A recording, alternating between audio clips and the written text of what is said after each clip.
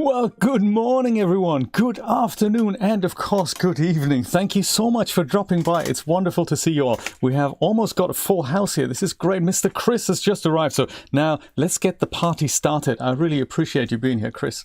And I hope the Quantum Magpie is all right. I hope, our thoughts are with her. I hope it's all going to be all right. Mr. Titus is here. Mr. Brian, thank you so much for all your help with Substance Painter.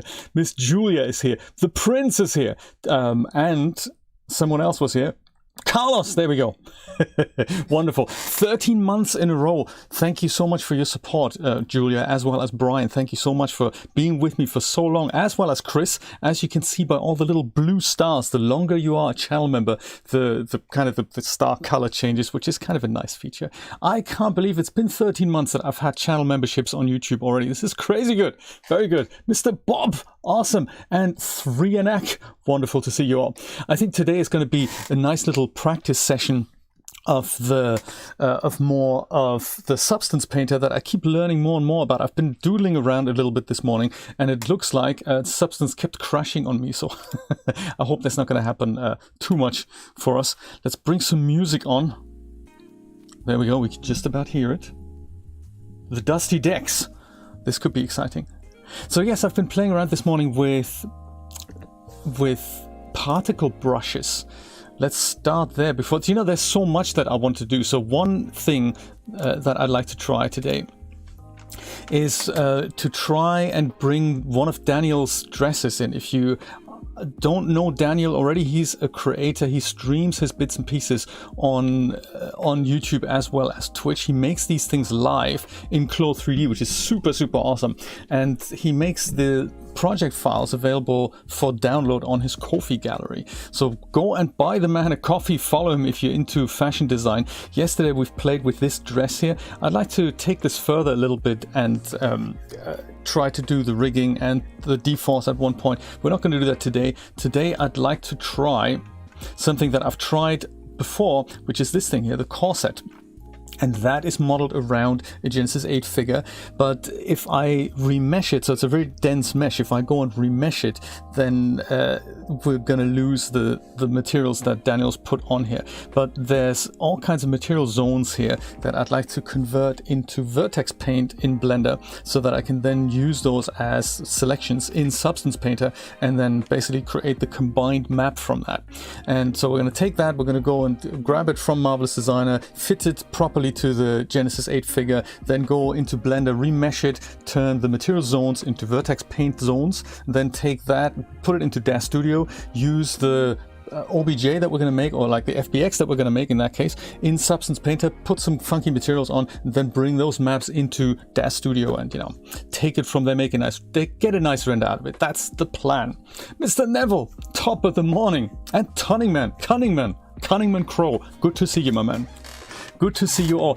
Neville, I hope the ribs are healing up. I don't know what you answered me yesterday. I only said I hope the ribs are okay. You said you had 2 cracked ribs.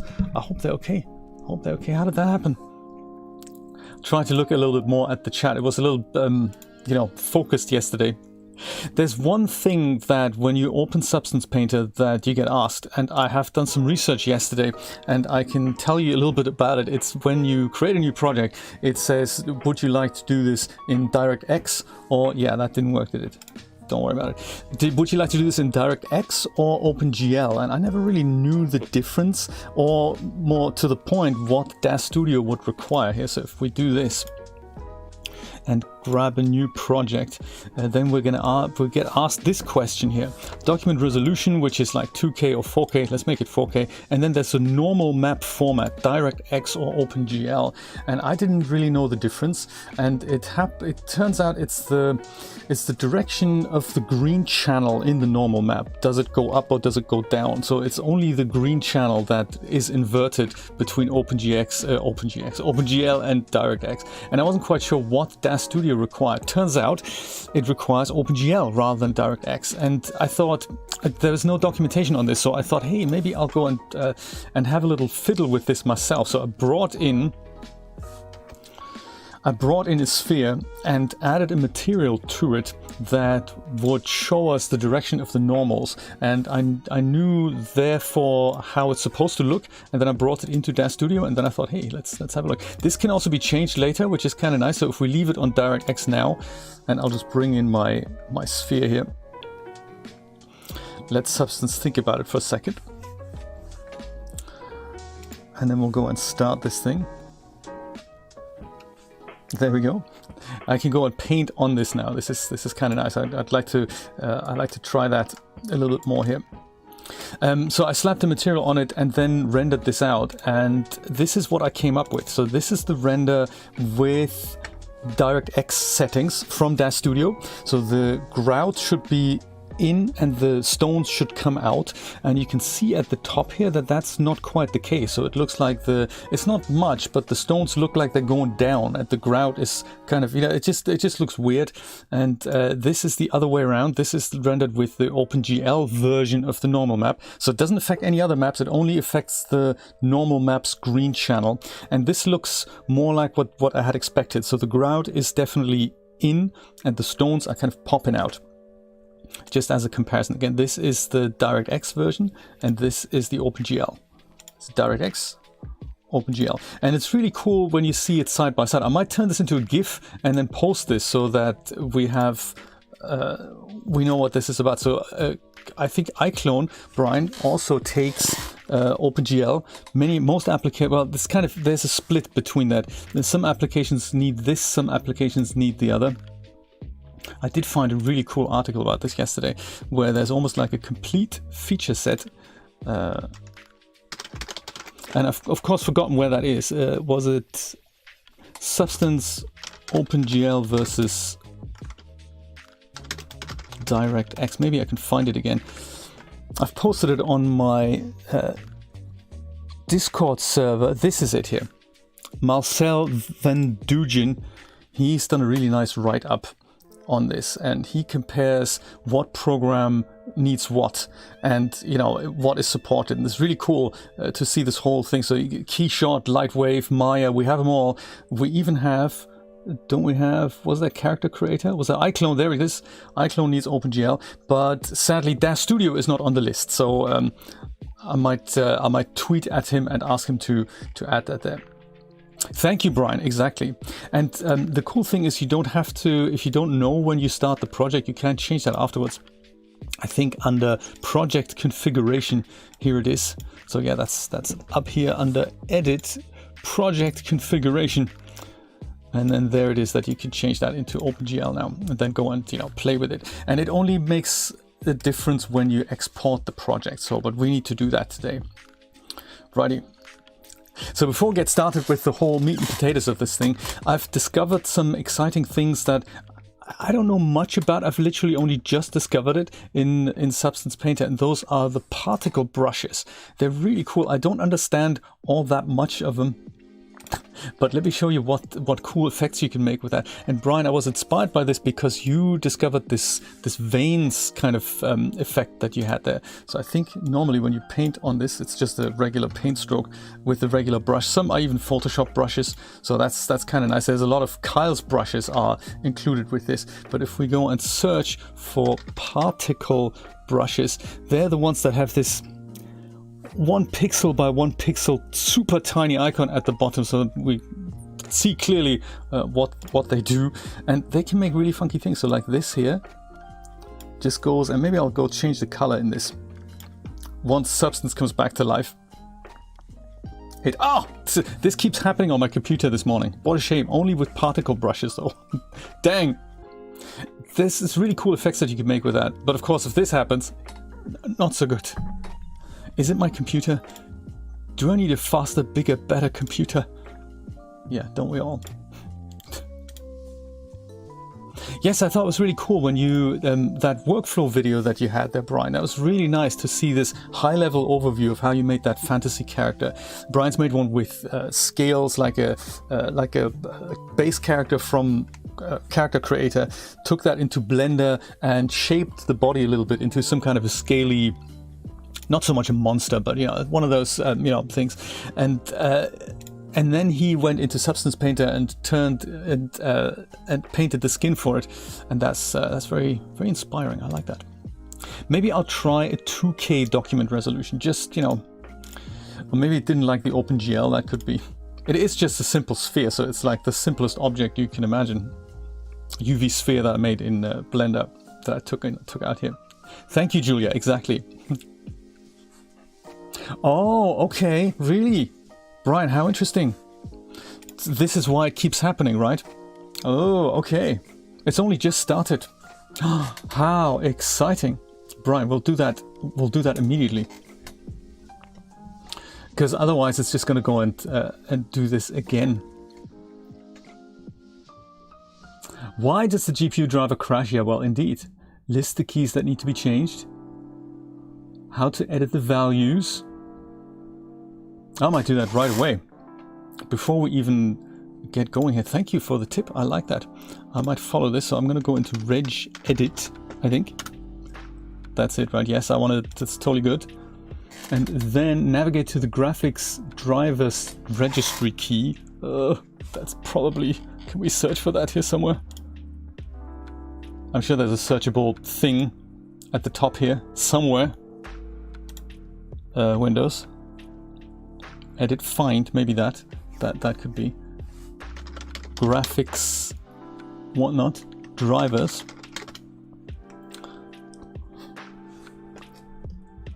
This is exciting. I like a good registry hack first thing in the morning. Still searching. Or I could just go and look for this under system. I might do that. I'm an impatient man. I'm just gonna do that. We're gonna go to local machine, so that's not this. Local machine. Was it hardware? No, it's system, isn't it? System. Man, the stuff you need to know about just to get some software going. System. Current control set. Check. Control, like the video game. And then further down on the graphics, what's it? Like here. What do we do there? Edit the TDR delay value. Ooh, okay, I love doing that.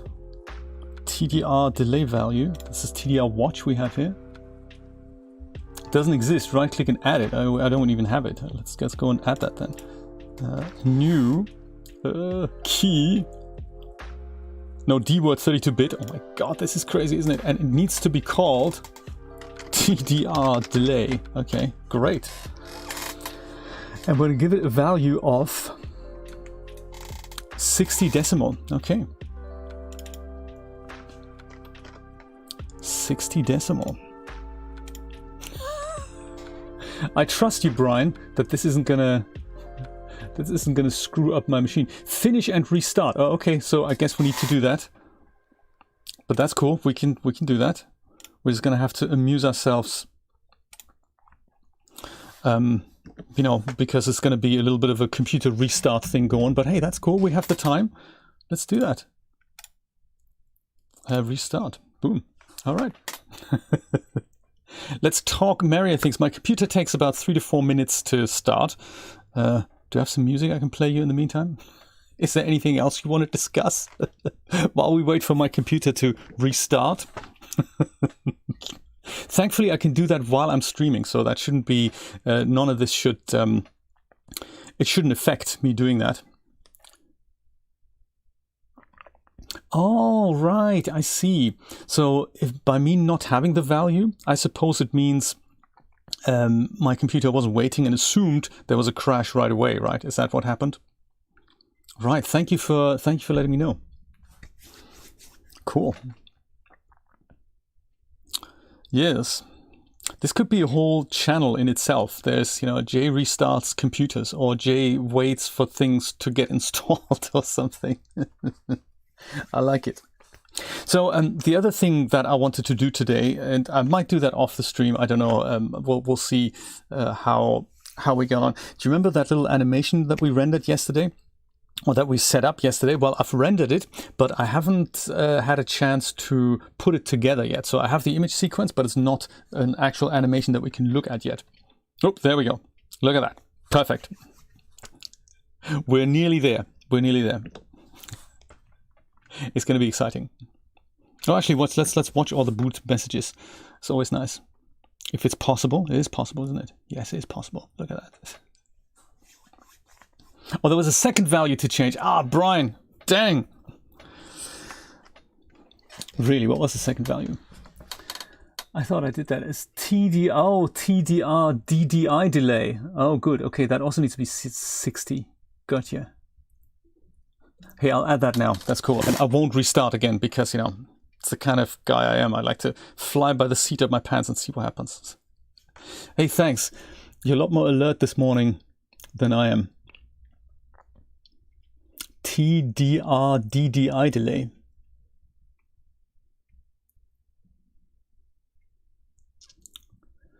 Yes, I wonder then, you know, is it something, what does that say about the software manufacturer that says, hey, you can't just install our software, you need to also be an IT administration guru to actually get this to work? Does that say something bad about the person who supplies the software, or does that say something bad about the operating system's manufacturer? That's nice, isn't it?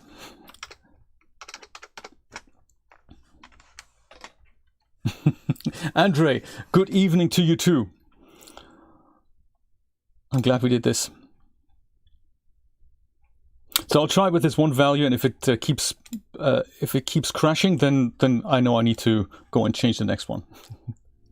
But I will change this one right now, just so that we remember how to do it. So registry editor. Thankfully it remembers this. So we need another one. Another D word 32-bit, isn't it? Same thing. And that needs to be called TDR DDI delay. Right? Is that right? TDR DDI delay. And that should also be a value of 60 decimal. We'll see if it works without a reboot. And let's have some fun with particle brushes, because there's so many things I don't understand in Substance there as well. And also, I suppose it gets it means particle brushes use your GPU, and if that doesn't work properly, then hey. Oh, will it? Brian, that's exciting. I love that. Yes, I love Windows updates for that. It's of course all going to be much better with Windows 11, I'm sure. Let's see if it doesn't crash anymore. If it does, I know I need to do another reboot. Let's go with 2K. Could also be that Substance doesn't quite like the fact that I have two GPUs. Many systems don't like that. Systems that support it, they are usually really good with using both of them. But systems that are not made for the fact that there could potentially be two GPUs, that really just frazzles them. So let me go and put a paint layer on this. Oh, that was a paint layer. Good stuff. And then go for search for particle brushes. And broken glass kind of crashed this immediately, didn't it? Let's try this again. Also, do we have a color with which we can paint that isn't just white? There, so broken glass. Aha. Very cool. I like that. And I suppose I'm just painting with a color value right now, so it could well be much more exciting if I put a proper material on this. Very nice. So electric lines. Should we change the color to something else so we can differentiate?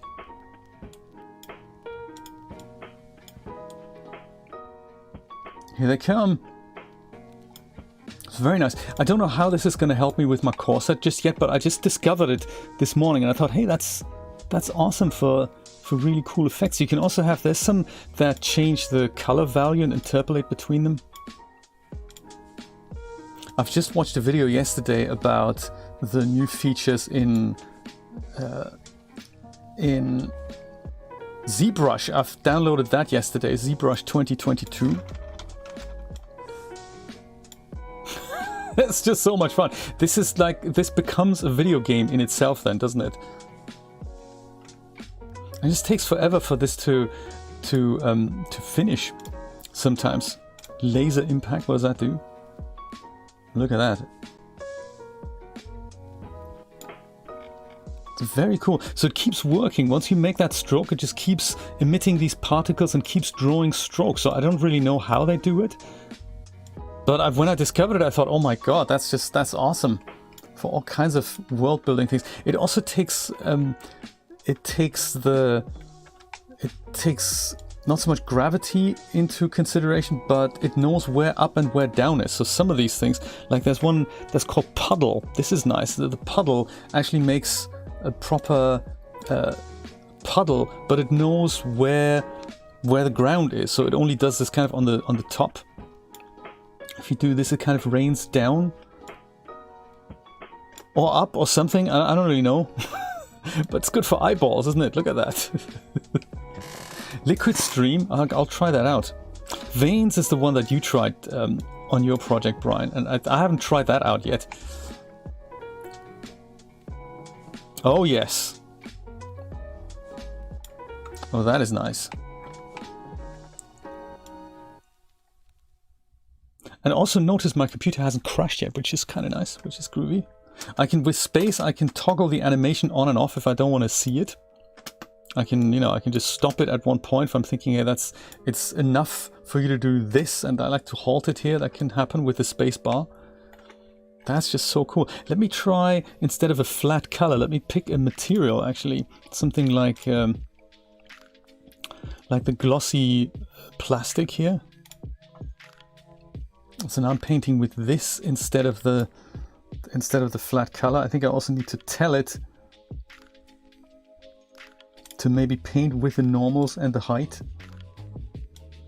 if they are available on the material. So much cool stuff you can make with that. Or maybe plastic PVC. Oh, interesting. All kinds of other things come out. That's just... ugh. Or metal. Let me paint with gold. Or what is this? Plastic fabric bands? And that's nice too.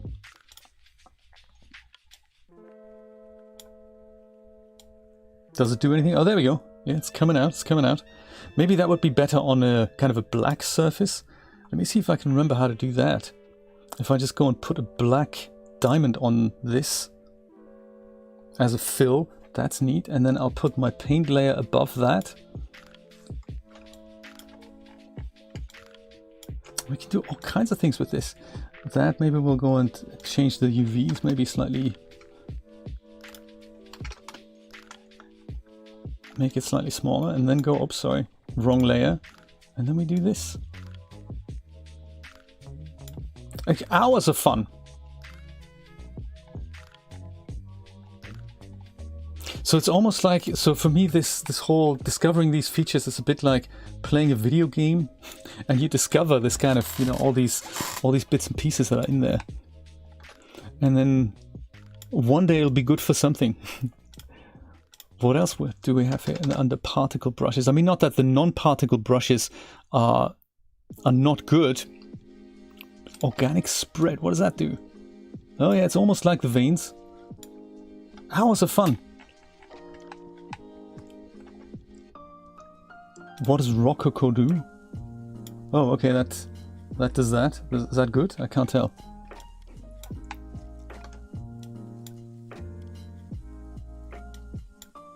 Nice.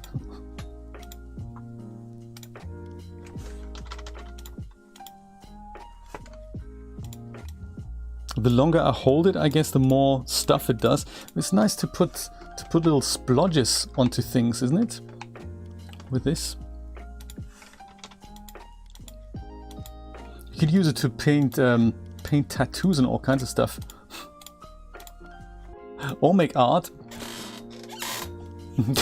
Do you know, this is essentially the stuff that, there's a standalone app that does this, isn't it? There's one that's called, that was in this bundle here. like Flame Painter and the company that makes that, Flame Painter and Inspire, or Inspirit, that's what it's like. What does Liquid Stream do? Oh yeah, that falls down. Look at that, it looks like hair. Hours of fun. It certainly knows where down is, doesn't it? Because if I wanted to make this, if I wanted for this to go up, it doesn't really do that. It always falls down. Very nice. What else leaks? Maybe pick a different material. Oh yeah, like a complex material. Is that possible? And then paint leaks on that.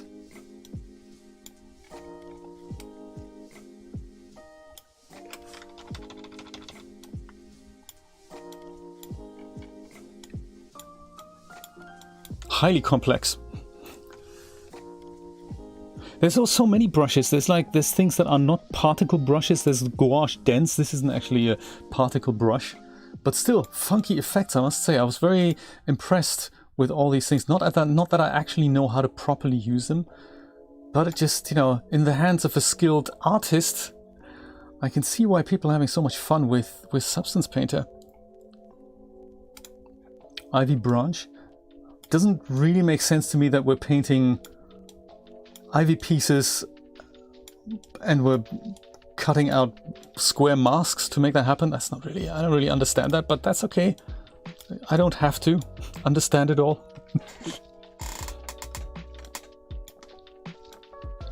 Oh, it's made a hole. Look at that, it's made a hole into my ball. That's interesting. Yes. Part of the territory is that I really have no idea what I'm doing. But every once in a while I'm thinking, ooh, that's nice. So I guess I'm painting with an alpha channel here that makes this transparent somehow. Anyway, particle brushes. So yeah, that's what I've discovered thanks to Brian's video. I just thought I'd share that with you. What's splat? Splat does this. Okay, let's go delete that.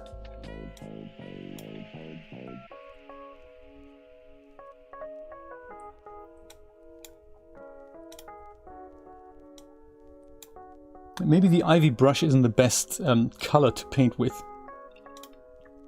Maybe silver then. Silver on black. Yeah, look, that looks nice. That's splat, is it? Doesn't look like much a splat to me. But still, you can paint your own hair on characters now. That's awesome. No more hair props. Just paint around the character. Very cool. Well, shall we get on with Daniel's Corset then and see if we can do something productive with Substance Painter and cover the whole workflow, including, let's get started with Marvelous Designer, and in fact let's get started with a new folder that we can put our things in. Let's do that. So I think the first thing I'll do then is not so much here, is a folder in my Dropbox under, maybe I'll call it under Marvelous Projects. It's going to be a DAZ project. Let's do that. Let's do that. Put it in here.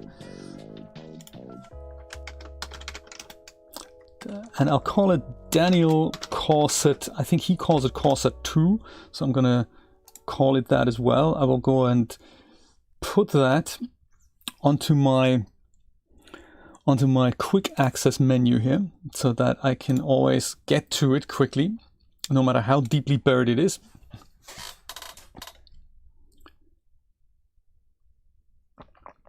Excellent. Chris, it's just so cool, especially because some of the features will be familiar from Photoshop, as well as the drag and drop features. They're kind of cool. It's a really difficult beast to get into, but you're going to love it, and it's going to make your texturing life just so much easier. I have a feeling I'm already looking forward to just texturing things just for the hell of it, because it's just so cool to use it. So, but there's still the whole, how do we integrate it into a pipeline is a little bit of a tricky one. But hey, that's what we're all here for. That's why we're trying this out. This is why practicing this is so cool, doing it together with you. I think I have downloaded Daniel's Corset yesterday already, so that's in my downloads folder. Let me go and open that project up. LS, oh, he's calling it Corset 1, actually. I think that's what it is. So I'll go and rename my folder accordingly. It's a large concept file, so it's dense in geometry. I think last time I checked it, it was about 1 million polygons, so it's huge, and that's too big for DAZ Studio. I mean, it can handle it, but it's, you know, if you think about the figure is actually is about 60,000 polygons, 80,000, and then you put a 1 million poly clothing item on it, and that's just a lot. Let me go and so I'm going to decimate this in Blender, which then means fit morphs might be difficult, but for that we can bring it back into Marvelous Designer. Maybe we'll see how that works. We'll see how that works.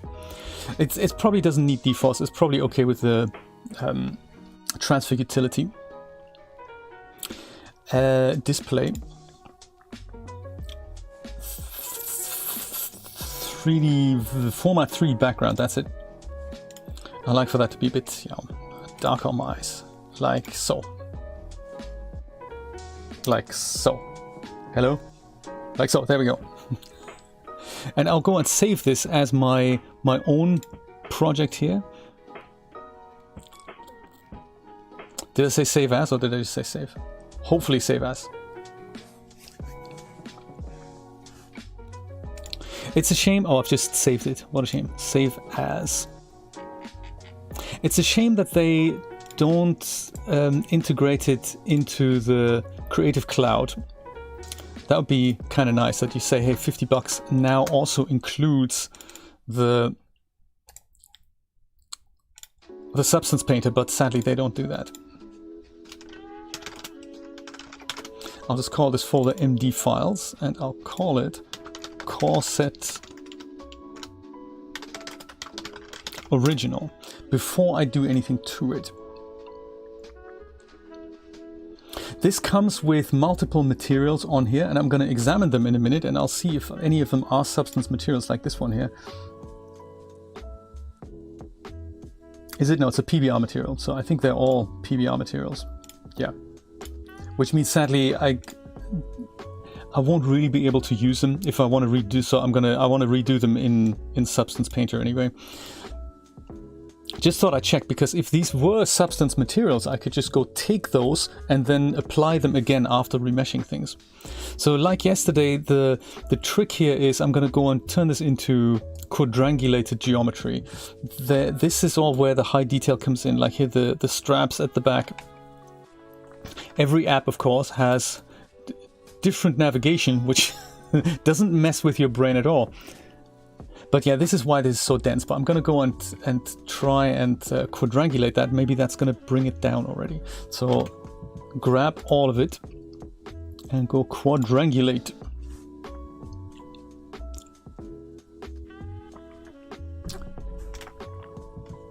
Due to mesh issues, some pattern's mesh structure has been changed from rectangular mesh to triangular mesh. Okay, so we have some triangles left, but you know, I think it's trying its best.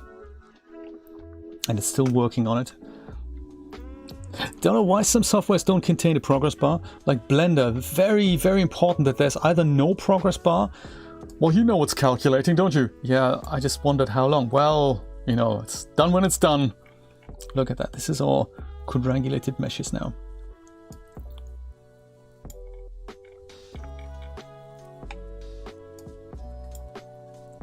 Okay, I'll go save this just so that we have it as a quad project. Corset quads.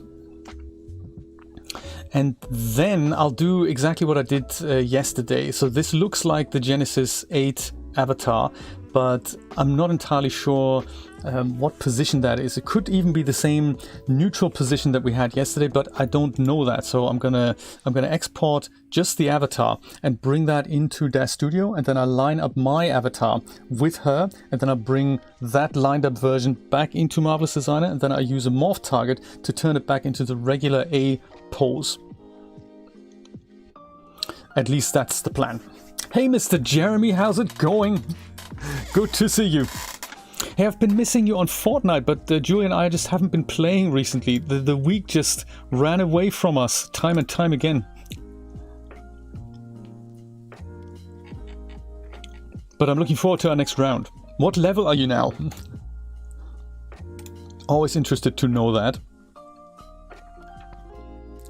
Computer, when I said new folder, I was kind of thinking perhaps create one rather than, you know, us waiting around for that to happen. I can see a Windows reinstall coming on. OBJs goes in here. And did I say selected here? I can't quite remember now. Export OBJ, that was my plan.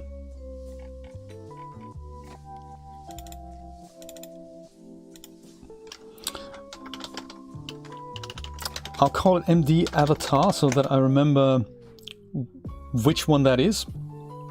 It also looks like it's base resolution here.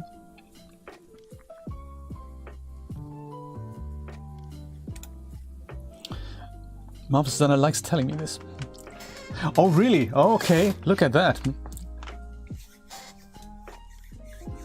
I probably, yes, exactly, Jewel. I'll do it probably slightly higher, so it's more going to be like for DAZ Studio. So I'm going to try. I'm aiming for about 100 to just over 100,000 polygons. That's the plan. I'll try that. So no patterns, just the avatars, and no graphics and trims. So just the avatar essentially. And add DAZ Studio scale. Let's do it. Last gold outfits, you know, we've unlocked them all. I think that's where my incentives just kind of gone away a little bit. That I don't seem to need them anymore. You know, I don't need to play Fortnite anymore because I've reached everything there is to reach in this season. So incentives gone. I didn't know it was going to have that big an impact. When I was still chasing outfits, I was thinking, hey, this is doing this every day for a big XP boost is kind of cool. So then in DAZ Studio, the first thing I'll do is I'll map my base directory folder so that it's all in here, which is, of course, this one, Daniel Corset. So I'll add that to it. This is the dress that we did yesterday here. And there's probably a few folders that can go away. But yeah, there we go. This is where I can now save my DAZ scenes in. In fact, I'm going to go and make a new subfolder here. And the first thing I'll do is I'll import the avatar that I've just exported. So that I can just see what that position is. That's probably going to be 100%. There we go. So it looks like the natural position of my regular avatar. Let's bring her in. I'll use my stream safe textures product for that as well, and maybe the Genesis 8 pale version.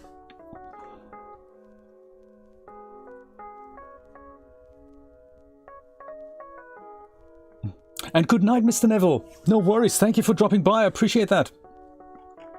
That looks disturbing. But the height seems to be okay. The ears are kind of on the same level here. And it looks like, just like yesterday, I could use my Power Pose tool now and go and select the arms and try and bend them down like this, you know, manually.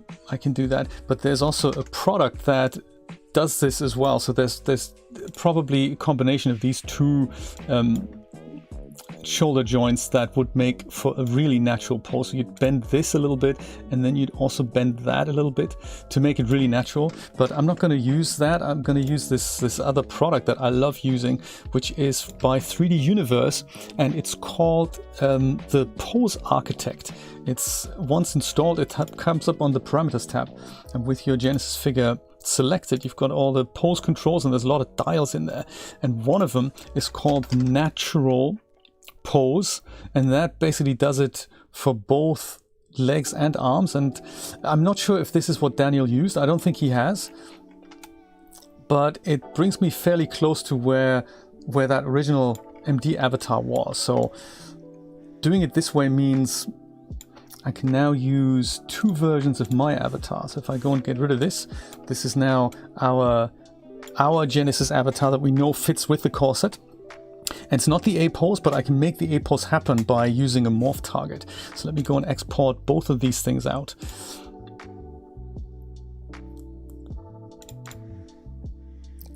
Daniel's Corset.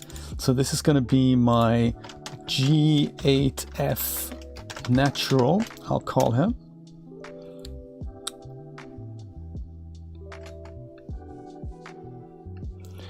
At 100%. We don't really need maps, so I might not write the surfaces because we just don't need them. It's just going to be a plain colored avatar instead. And now I'll go and undo that again into the A pose, and now I'll go and export her again as a second version, and I'll call that G8F A pose perhaps. And I'll use the same settings. And that, if Fortuna is in fact smiling upon us, I'm still trying to select the avatar here in Marvelous Designer to get rid of it, bring in my natural pose, and then do kind of a base fitting, and then I'll do the morph target. And this is, I've tried this before with this corset. It's difficult, just because it takes a long time because the mesh is so dense. There we go. That's that avatar. Let's get rid of it.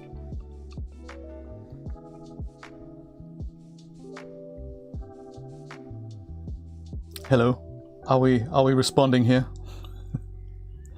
Is anything gonna make it faster here? This is the better looking viewport, but I don't think that's selected. So I think that's I've unselected that already. Delete avatar. Come on. There we go. That's done that. I might just switch back from the line overlay to the regular one. I have a feeling that might be better. I'll import my OBJ avatar, which is now G8F Natural. Let's do that. Ryukin and Yoshi, how you doing? You haven't missed it. No, I've been just doodling around, and you know, that's you haven't missed anything, which is nice. Welcome to the stream. I appreciate you guys being here. 100% is all good, I think. Yes, there we go. Look at that. So this almost fits. This shows me that Daniel is using kind of a modified version, it looks like, of the Genesis figures. They're almost there, but not quite. Let's bring some music back. I don't know why it keeps stopping quite so frequently. Just, you know, play and let it play, dude. That's the plan. Whatever it is, just play. Let's go and fit this now with the spacebar. Amit, thank you so much for subscribing. And Guten Morgen indeed. Where are you joining us from, Yoshi? There we go. Let it settle down a little bit. That's enough. No more settling. We've settled. So between this pose and the actual A pose, there's not much of a difference, but it needs to be in that absolute position. So in order to make that happen, I'll import my A pose now as a morph target on this character, so that Marvelous Designer can interpolate frame by frame how this works. So let's go import. Just import OBJ is probably enough. A pose. This is now the A pose that we had. That should trigger a dialog. Hopefully, there it is.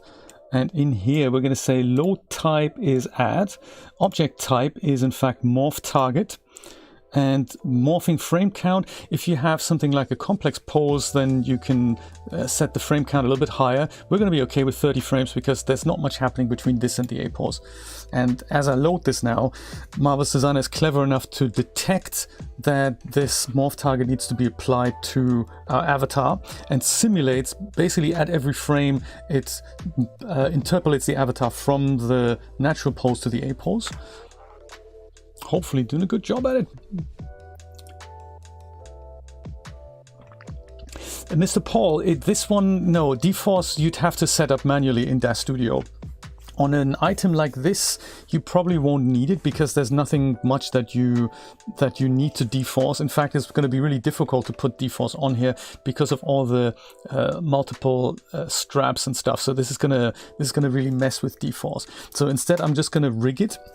And I might try to add fit morphs to it, just a couple, if I can make it. So my aim here is just to decimate this now in Blender and then set up the materials in Substance Painter and then get a renderable, posable version into DAZ Studio. So the fine tuning, that probably takes a lot of time with morphs.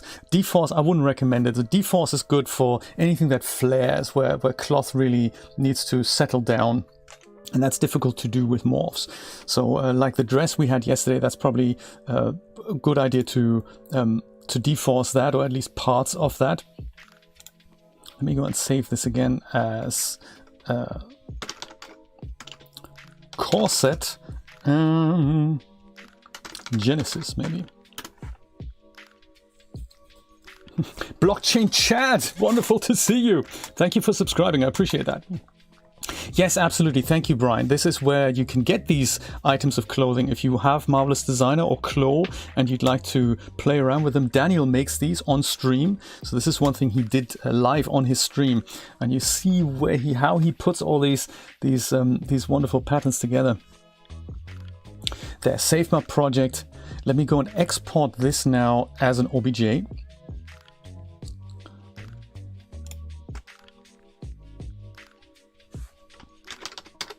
I'm going to call this one Corset V1 in the OBJs folder, just so that I remember this is the first version.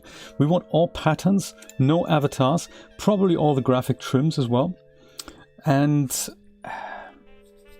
I'm not worrying about the UVs here at all. I'm going to redo those in Blender. At least the packing of the UVs, because that's probably better to let Blender handle that than to let Marvelous Designer handle that. So single object, we should make it thin and therefore weld it, unless we want to weld it in Blender. I don't know. Opinions? I'm gonna stick with weld for now. If we wanted to do it differently, we can always go back. Scale 100% is good. And hit OK. See what happens. Of course, Mr. Paul, no problem.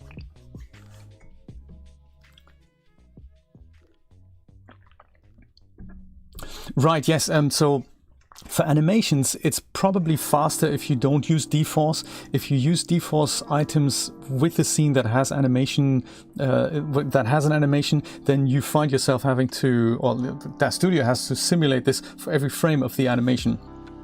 And some items don't work well in animation. So like if you have a dress or something that is draped, and it works well from the A pose into the pose for the still image, but then if you have something like a fast fashion walk, you'll often find that clothing just kind of rips off the just falls off the avatar. I've got something on my other channel here. I have a kind of a throwaway 3D channel. That is, if you go to my YouTube channel, on the homepage at the very bottom, you find multiple other channels that I do things to. You can also find them on the channels tab, but this one here with the purple icon, that is my 3D Shenanigans channel. And this is one, I'm just going to share that with you. This is a dress that Chris made actually. And this is one that I've animated with deforce. So the walk animation, this was all deforced in DAZ Studio. What happens is that it kind of sticks to the body a little bit. This wasn't actually the major disaster I want to show you, but this can happen if you try to animate with deforce. So you know, be prepared for NFTs like this. Hey Popeye, how's it going? There's other ones that I've had here that were kind of interesting. This one here, major wardrobe malfunction. That's another one. This was actually simulated in Marvelous Designer. So in Marvelous Designer you can have the same thing. So animation and dynamic cloth can be disastrous if the cloth isn't exactly made for for use with that clothing item. So you know, her socks rip off. This is something I bought from ArtStation actually. Lux Looks makes very cheap outfits. They're fairly basic, but they're only $5. So you know, if you need a Japanese sailor uniform outfit, then you know this one's for you. It did, didn't it? So the first few frames, you think, hey, that's not bad at all. But then, of course, what happens is, yeah, one of those things. Oh, look at that. Marvelous Designer still working on the OBJ. So it's a really, really hefty OBJ that comes out of it. While we wait for that, maybe I can show you some other things from my channel. See if there's other bits and pieces that are related to this topic. You can also set this up in Unreal Engine. I don't really have experience with that, but you could, and then it becomes like a real-time cloth dynamics thing. But yeah, that is not something I have any experience with right now. Be good to do that at one point.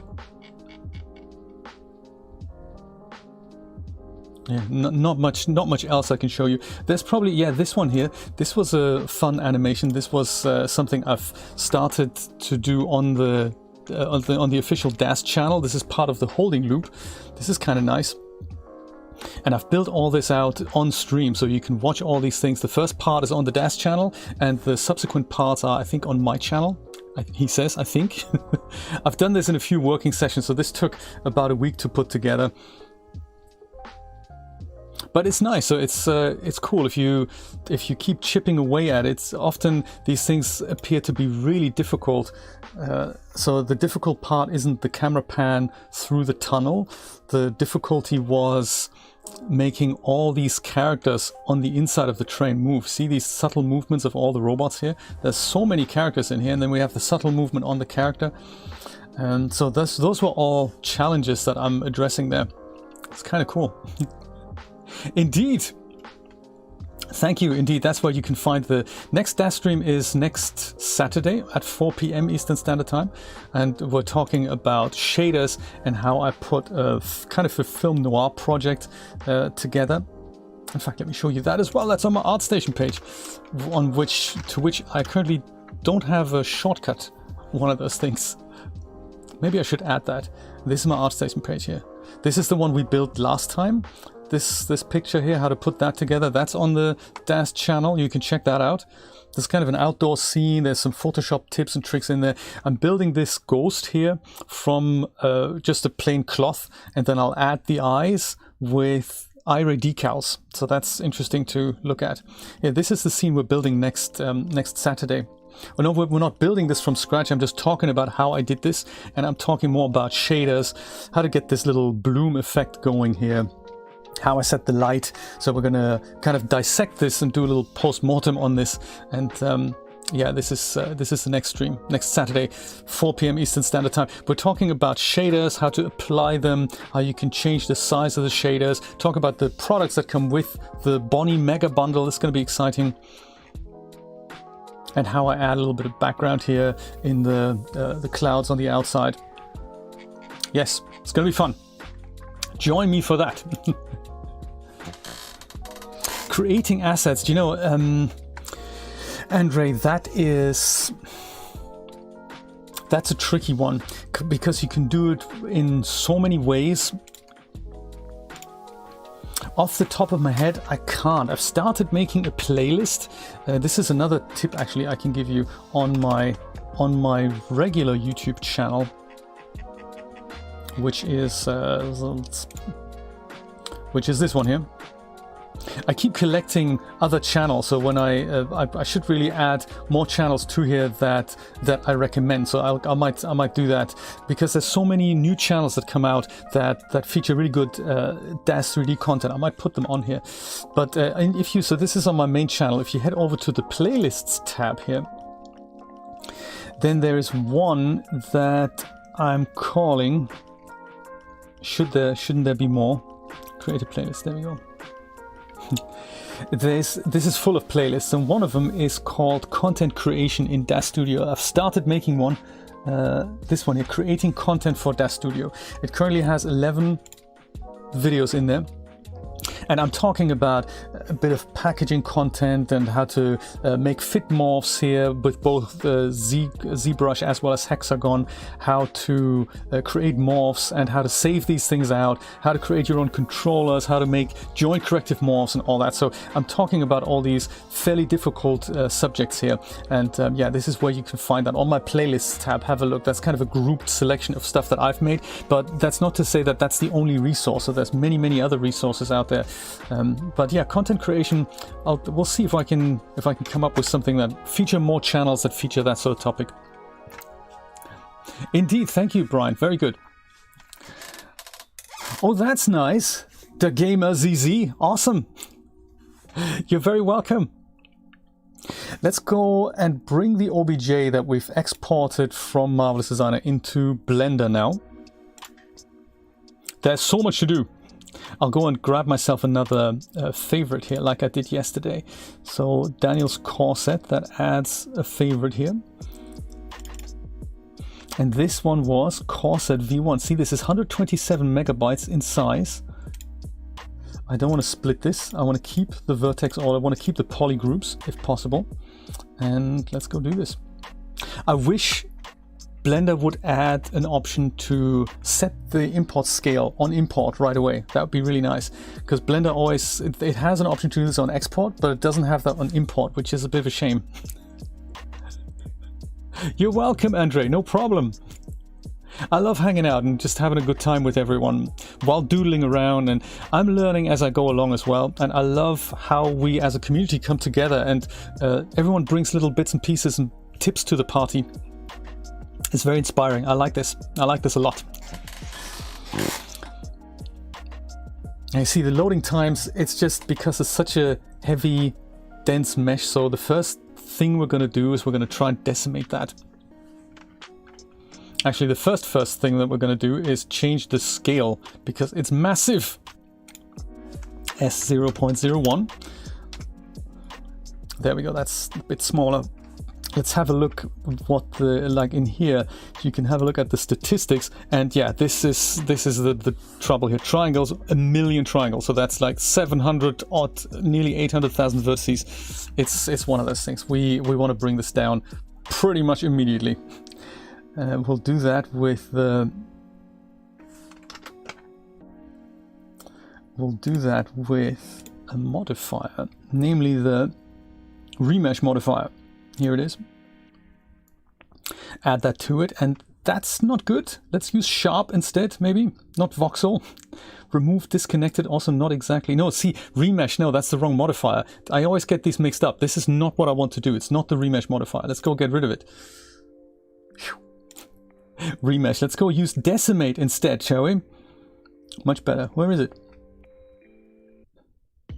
Decimate has been removed from JS Blender. No, here it is. Decimate actually, as Mr. Monk says, means reduce by 1/10. That's not exactly what we're doing. So the ratio here, 1 means nothing happens. It's still the same amount of vertices. But if we put that to 0.5, then Blender thinks about it for a second and is going to try and halve the amount of polygons. Not sure if it's going to be all that successful, but we'll have a look. And we can then go and examine the mesh and see if it collapses at certain points. I think I'm going to try 0.2 and see where that gets me. So 0.5, I think it's have you done with it? Yeah, you're done with it.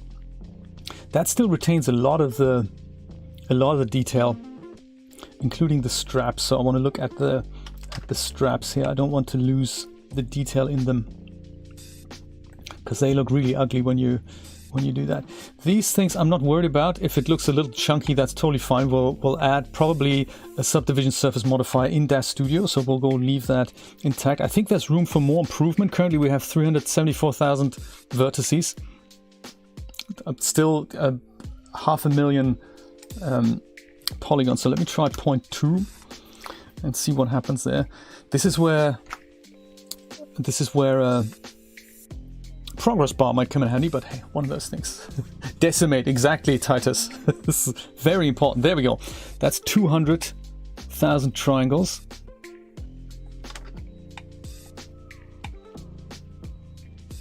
And it's funny, if you look at the density of the mesh just visually, it looks like Blender hasn't actually done anything at the front here, but it has already taken out pretty much 70% of what we had. And it's done this really well, I must say. So I don't know what magic is happening there. The mesh is still pretty intact. So shall we try 0.1 and see what that looks like? This could go wrong, but 0.2, I'm kind of a fan of 0.2, and 200,000 triangles, that's probably okay in DAZ Studio. I just don't want to make it super massive. Oh, there we go. Now we have 100,000. We can still see straps in their integrity here. I think 100 we can live with.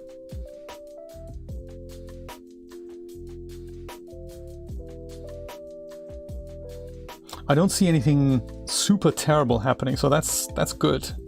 That is good. Let's stick with that then, and go and apply that. I could probably go down even further, but I think 100,000 is okay. Let's leave it here. Jin, awesome. Okay, good.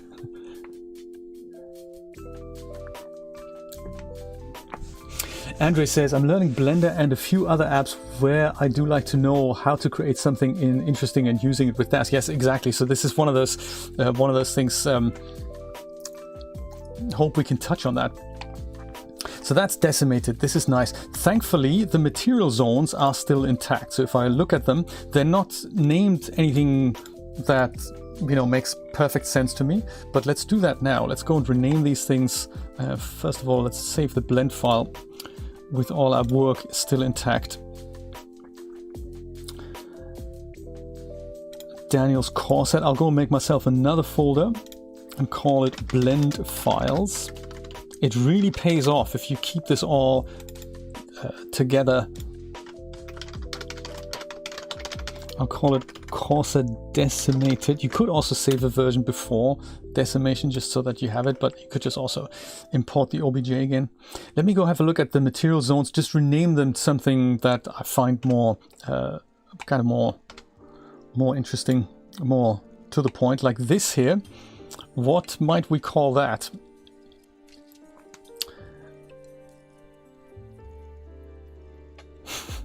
This could be kind of the inner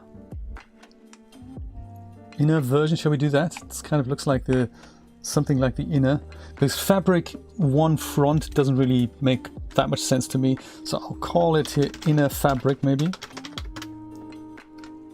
And then I'll go and select this here. That is, what is that? That is, oh yeah, the inner front maybe. Just so that I get this strap here. I just select, so A, in my case, toggle selection on and off. So I'll just go to the next material and select that. And these are the front straps. And I'll just rename the material zones here. Front straps, even though they probably have a different name. They're probably not called straps, but hey. This one is front buttons, I guess.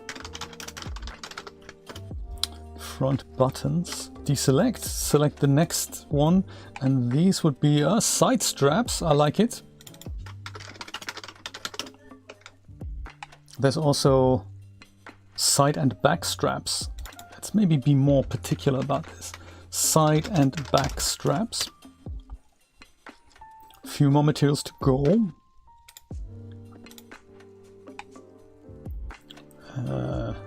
This could be kind of the outer fabric.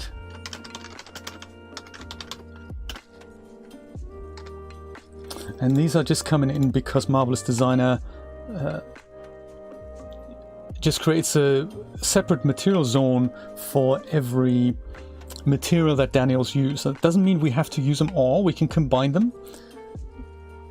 I will work on that in a minute. So this is kind of the inner front fabric. It's always good to have more selection opportunities than you need, right? I always think that you can never have too many.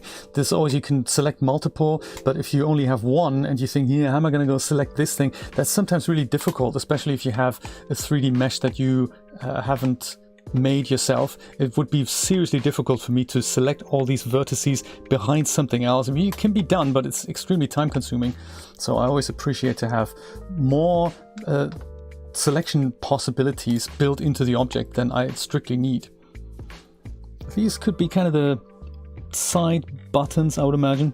Or hooks, side hooks. Side hooks, let's call them that. This is... Yes, what is that? That is the front top strap. I don't know, that's interesting. Front top strap. Guess it was a different piece of geometry there. And this is the back buttons. Gotcha. All right. Goody. That's all of those material zones. How exciting. I like it. How many do we have in total? 1, 2, 3, 4, 5, 6, 7, 8, 9, 10 in total. So this means that if I were to export this, I'm going to go save it first of all. If I'd export this into Substance Painter now and set up my materials and then export the maps, I'd get 5 maps per material zone. So that is 50 maps. Is that correct? Yes, 50 maps, and I'd have to set up every material individually. And when even if I were to go through all this paint barrier of doing it, in DAZ Studio would have to load 50 pictures in rather than 5 to render this properly, and that's just memory overhead that we can probably do without. So I'll show you a little trick of how we can combine these into Vertex Paint selections, and that is how we can then build up a combined map in Substance Painter without having to combine all these 50 maps later into 5 maps again. That'll save us some work. Trims would have been a good name for that, yes. High to low. Oh, titles. I didn't know that. How exciting. I didn't know that.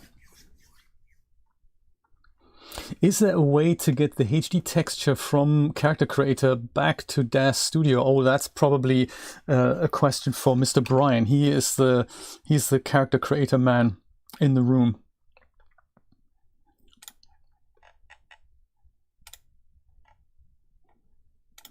Is there more of stuff that we can listen to? Better Lake, Warmer Keys, Dreamy Laid Back Hip Hop. I like it. Let's do that.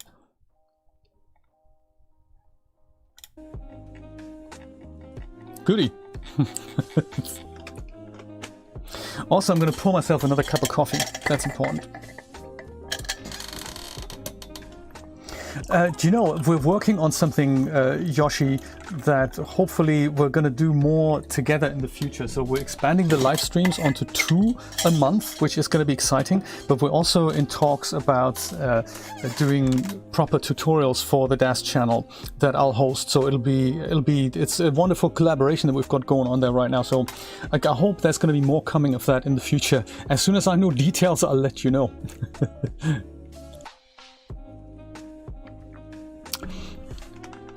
They've actually had me on their radar for several years. I didn't know that, and they've only recently approached me earlier this year about collaborating something. I never thought that's a possibility, so I'm really chuffed about this. And Brian and Julia and Nate are working with me on this. They're my moderators here. So yeah, it's wonderful to do this. If there only was a script for setting up the individual textures, yes, that would be nice, wouldn't it? So in what I can do, if I have one combined map, I only have to set up one material, and then I can copy or paste that in DAZ Studio onto every other material zone. So yeah, the problem is that all these material zones in Substance Painter would create these additional maps. And while there are ways to combine them, it doesn't work reliably. It's a lot of additional work. So this is actually something I've learned from a YouTube video recently, that you can tap into edit mode and select a certain portion of what you want. So like the inner fabric, for example, I think I might keep this as one selectable material in Substance Painter. So I'll go and select that. So by basically just picking the material zone that you like, hit select, and that selects that. It doesn't really matter what you pick here, if it's vertex selection or the just for visibility. I might just go and hit the facial selection mode here, facial selection, and then I go over into my Vertex Paint, and then I'll pick a color, any color. So just something like, you know, it just has to be different per zone. I'll set the same selection mode here, like the paint mask, this here, and then I go and hit Shift K, and that will now apply a vertex color to whatever I had selected in edit mode. And by this, Substance apparently can infer basically this color value and say make this a mask, and then that'll be all combined onto the same texture. So if I hit tab, I go back to edit mode and I go and select my next thing. I probably don't have to do this for every single zone. Like some of these were probably a little bit big, but I'll just go through it. Just hit tab again. I'll pick a different color, so it can be doesn't have to be a massive change. I just hit Shift K again, and then that'll color these things in. So it makes it, I wish there was an automated way of doing this, but I haven't found one yet. So I'll just go through this. These are the front straps.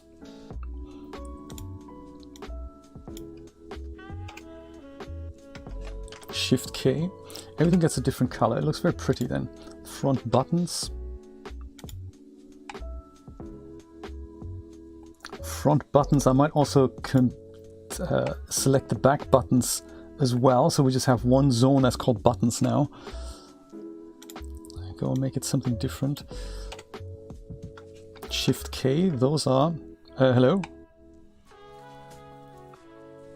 That totally didn't work. Shift K.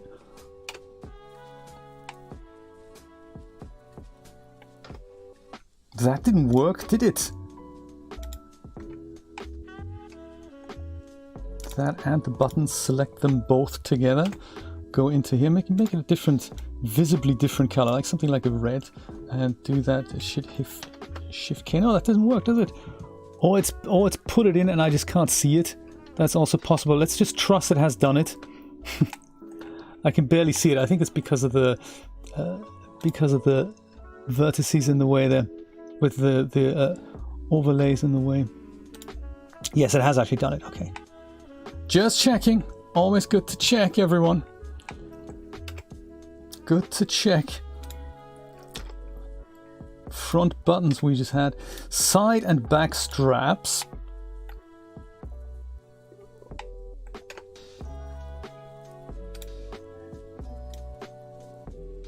Don't want to run out of color here. Shift K. There we go, that's them. Then we have the outer fabric.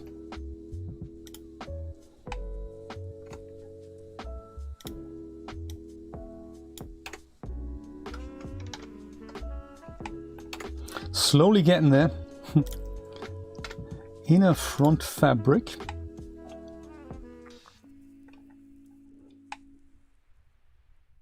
Yeah, this should probably be combined with this zone, but we'll do that in Substance Painter, I'm thinking. That gets maybe something... So we'll do the outer circle first. And then we go back to the more paler colors. Side hooks. Side hooks and the front strap. That should have actually been combined with the straps. Let me do that instead. So side hooks.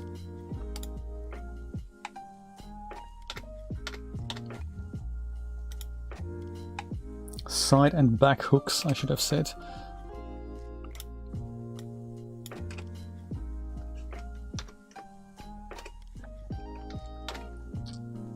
Yeah, so the front strap and this strap, we're going to go and combine them.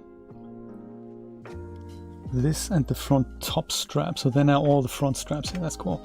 Let's go and see. This was kind of a purple color. I will make it blue instead and go, hey, whoops, sorry. And hey, Shift K. There. So now all the straps are combined as one color, as one vertex color. Alrighty, so I'll go and save this out as well, just oversave what I had there.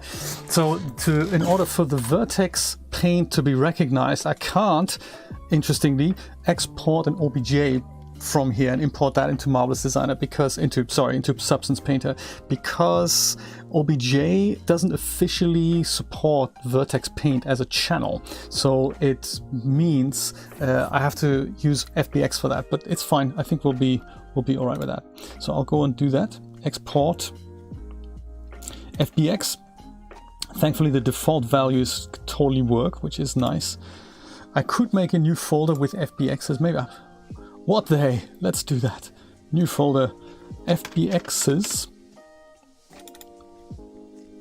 And I'll just call it Corset Decimated. I don't need the animation. Selected object only. Scale doesn't seem to be important. It's also not the item that I'll import into DAZ Studio. I'll just do this purely for the benefit of Substance Painter. Current frame, woohoo! I think we've done it.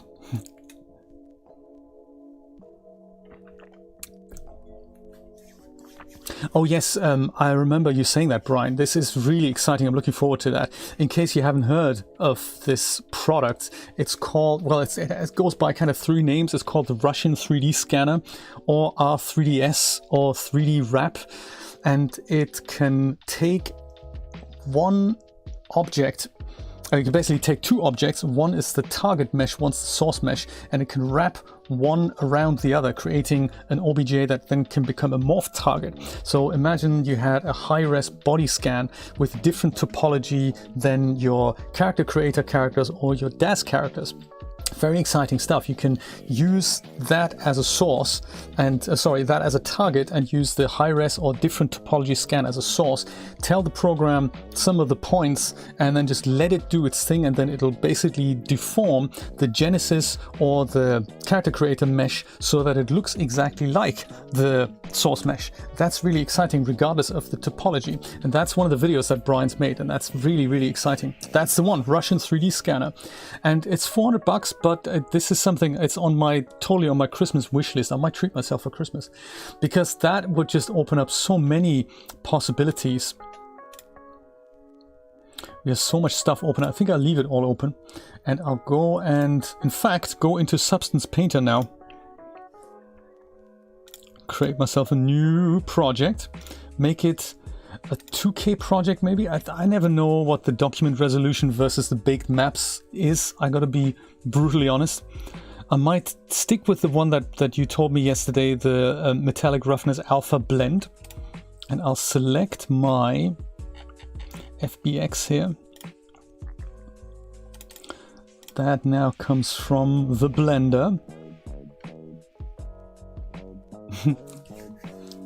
Yes, that is a really, really cool way of making new character shapes.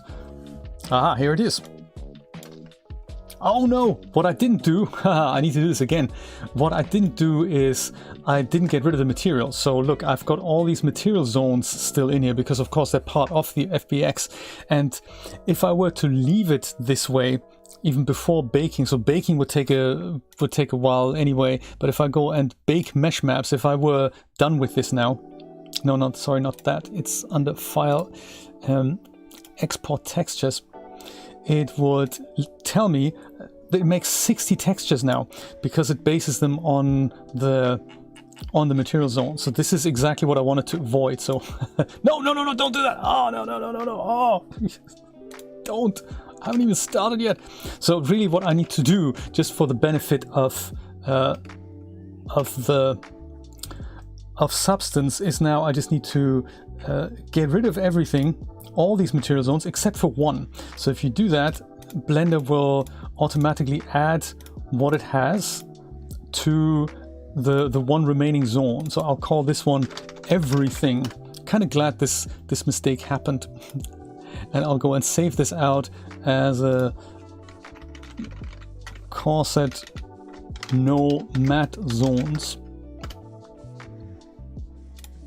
And this is purely because I have no idea how else to handle this in Substance Painter. I'm sure there's a super elegant way, and it's probably awesome if you can have 50 maps exported, but who needs it? I don't, so I'll go and export this FBX now again. And I'll just call it Corset Nomads. Selected objects, I think that's all good. No animation. Export FBX, there we go. Yes, me too. I'm really glad you don't have to now go and reselect everything. I mean, it would be, even if it didn't, just to prove a point, if I go and deselect everything and I select everything now, everything's selected. If that wasn't the case for some reason, you could just go and select everything and then create a new material zone. So if you accidentally delete the last one, you could just create it again this way by selecting everything and then assigning those to a new material. But yes, me too. I'm seriously glad that it does this. Let's go make a new project here. Use our other FBX, Corset Nomads, and we'll use, still don't really know what the document resolution is, but I'll just go and I'll pick 2K and say okay, discard. I've also didn't change this to OpenGL. I might do that next. That was still DirectX, wasn't it? So let's go project configuration. Should be OpenGL for DAZ Studio, as we found out earlier. And now we'll go bake the mesh maps. Output size, and let's go treat ourselves to 4K. Oh yeah, so this is interesting now. So in order for these selections with Vertex Paint to work, it's technically going to happen on the ID map. So, but in Substance Painter, the default is that it'll look at the material color, and currently we don't have one. So I could have flood filled them, but I've used the Vertex color. So if I change this over to Vertex color, when this thing starts baking, it'll look at the vertex color of my object and then hopefully create an ID map from that, which looks technically, watch this, this is always fun to watch. I like this. So an ID map is technically like a flood filled map that has the colors I defined in the Vertex Paint, and I'll just make basically put that on a UV map, and then you can pick that color and define selections from that, if I understand that correctly. Julie, I've done that in Blender. I've not cleaned the topology as such in Marvelous Designer. Actually, I did both those things. In the beginning, I quadrangulated the mesh in Marvelous Designer. It was tries originally. That tidied it up a little bit, and then I imported it into Blender. It was about 1 million polygons at that point, and then I just used the decimation modifier on the subject, and I believe applied that. Did I? Good question, actually. Did I apply that? Yes, I must have applied that, because now it has about 100,000 faces, which is kind of cool, or 88,000 faces. Yeah, so now it's much lighter. So does this look good? I don't really see this being all that good here. This is new for me too.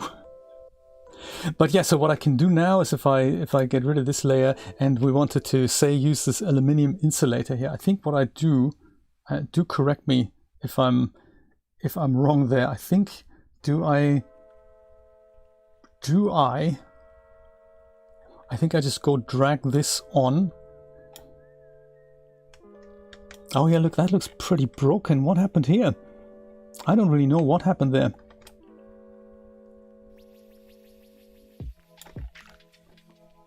What happened to the UV map? UV map does not look good. Do you know we haven't UV'd the object, did we? Ha! I totally forgot about this. We need to do that too. Kind of glad this happened. I forgot to UV map the object because I didn't do it in Marvelous Designer. As a result, of course, things look a little bit rubbish. So let's go back and do that. I mean, it is UV mapped, but it's not going to look elegant. So dang, so much stuff that you have to think about. See, this is what it looks like, and this is kind of what Marvelous Designer does, and it would allow you to take all this and just push it into the 0 to 1 space, but it doesn't do an awesome job at it. So I can always go and pack it. So I don't need to re-UV map it, I just need to repack it. So let's do that. Pack islands. Chris showed me such a cool utility yesterday called, What was it again, Chris? Was it the UV Packmaster? That is also my Christmas wish list, by the way. 25 bucks. I totally need that. It gets things packed kind of like this. I mean, look at that. Marvelous Designer made a hugely awesome job at this. Or sorry, Blender made a great job at this, laying all this out and packing this. But the UV Packmaster, I think that goes literally the extra level. This Marvelous Designer could never do that, and it took Blender less than 10 seconds to figure this out. So, ha ha ha ha.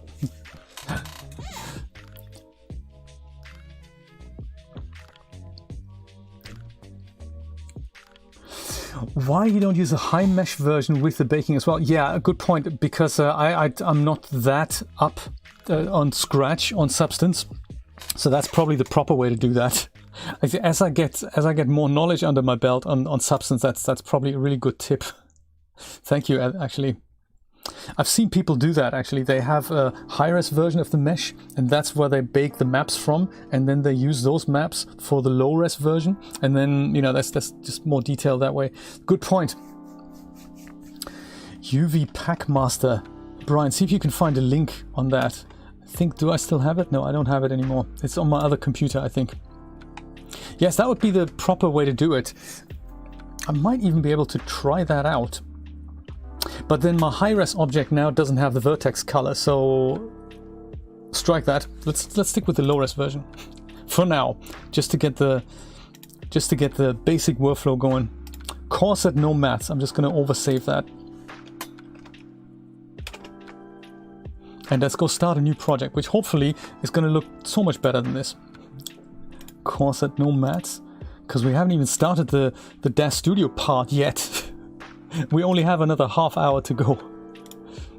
Can we make it? Also, OpenGL. There, boom. No discard, that's good. Don't worry about it. Substance, you're good. Oh yes, UV Packer, that's true. That does, yes indeed, that is also pretty good. But I'm not sure if I'd use that over the internal tool that Blender has, because that's already pretty cool. Let's go bake the maps, and with ID we just want to have the vertex color. Let's bake, select textures. Favorite part? Yes, that would make sense.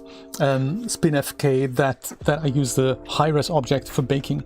So in that respect, then I would do the Vertex Paint on the high-res object, I guess. Let Marvelous Designer, Substance Painter create an ID map from that. That would be cool. Let's see what happens if we put that on here. Does that look...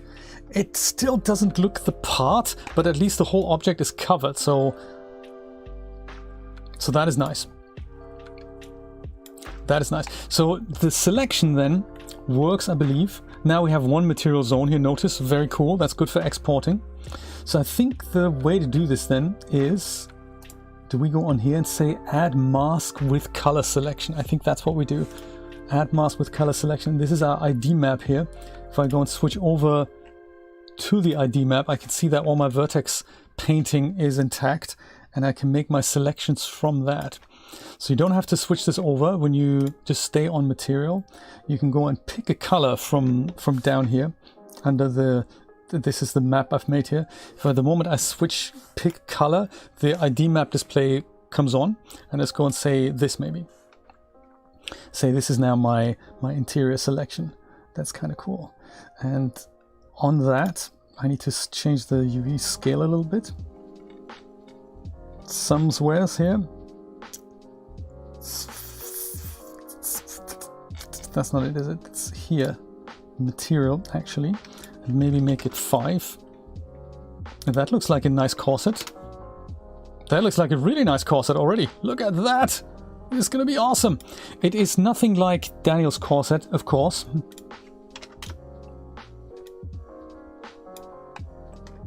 But hey, I like the extra bits and pieces there. Makes me wonder also if we should we have kind of the same material on the inside here? I certainly want to offset the straps. How did Daniel do it? Because that man doesn't only have a design for the pattern, he also has an eye for how these things fit together. So he has kind of a dark red on the inside. That's a nice thing. Then we have a kind of a brown leather and black straps. Kind of a fan of that look. I'm also a fan of the exactly. I'm also a fan of the aluminium insulator, so I think I might stick with that. Maybe the insulator with some brown leather as the straps, but something red on the inside here. I think I like that. I think I like that. Let's go and see if we can use artificial leather for the straps, or we use the shiny plastic for the straps. Maybe we'll do that. There was this here. Let's do that. That goes on here, and that'll now only apply to the, also not bad, PVC corset. So I'm going to apply that only to the straps now. I suppose I can go and add a mask first before doing this, but what's the fun in that? So it's going to be these straps. They're going to be, whoops, did I do that properly? No, I didn't, did I? It's not what I wanted to do. I meant the blue here. Oh, so now it adds these things to it. So I'm going to go and delete that. Yes, perfect. So this is what I want to be black, shiny stuff. So let's make that black. Not pitch black, to make it kind of like a dark gray perhaps. Or maybe that wasn't such a good choice, I can't tell yet. The buttons here, I'm thinking that's definitely going to be a case for either gold or silver. Like pure gold, man, let's do that. Pure gold. That's just for the, ooh, golden corset, I like it too. Add mask with color selection. Pick color, zoom right in there, pick that red. There, now we have kind of golden buttons here, that's neat. It's kind of coming together. Hey Callie, how's it going? Good to see you again after Chris's social. Did we give Chris a shout out already? Because Chris builds these types of clothing on his stream. Currently he's working on some shoes that I'm looking forward to texturing in this very way. Give the man a shout out, Brian. It's always wonderful to hang out with Chris. Chris streams about 3 to 4 times a week on Twitch. And it's just a wonderful place to hang out and to pick these things up casually, and you get to ask questions. It's just cool. Buy him a coffee while you're at it, throw some bits his way, but definitely follow him over on Twitch. He also has a Discord, which you can join. There's stream announcements in there. See if we can find something that has these kind of vertical stripes here. Iron diamond armor, that might be a nice idea to offset that. Really fantasy. Oh, they're plastic cables braided. Ah, that's not exactly what I'm looking for. I'm more looking for something like a fabric. Wood roughness. It's not speaking to me. I think smart materials, can they be applied to something like that? I don't know if I have anything suitable in my current library. Something like a pinstripe fabric. I have a feeling if I go over to the Substance asset store or the community assets, pinstripe, is that something that we have here? Yeah, there we go. Striped carpet, that could sit in for that. Striped cotton fabric, that would also work if we make it small enough. That'll work. This is going to be free. This here, see what happens on the paid for asset store. This is pinstripe. Pencil pinstripe. See, these look a little bit more elegant, don't they? Ooh, look at that jersey printed stripes. It can do all that. That is, I'm already in love with that. There's also weave in striped knit. This I'm thinking for the front part here. This would be great. Oh, jersey printed, that's cool. I'm not even looking any further. Thick jersey stripes. I like it when they have variations. This is also neat here, especially when it can change. Oh, that is the one I wanted to treat myself to. Let's do this. Let's do this. Anything else we need to know about this? There's presets that look like this, and like that. Very neat. How do the weavy knit things come in though? I don't see that in the patterns, in the presets here.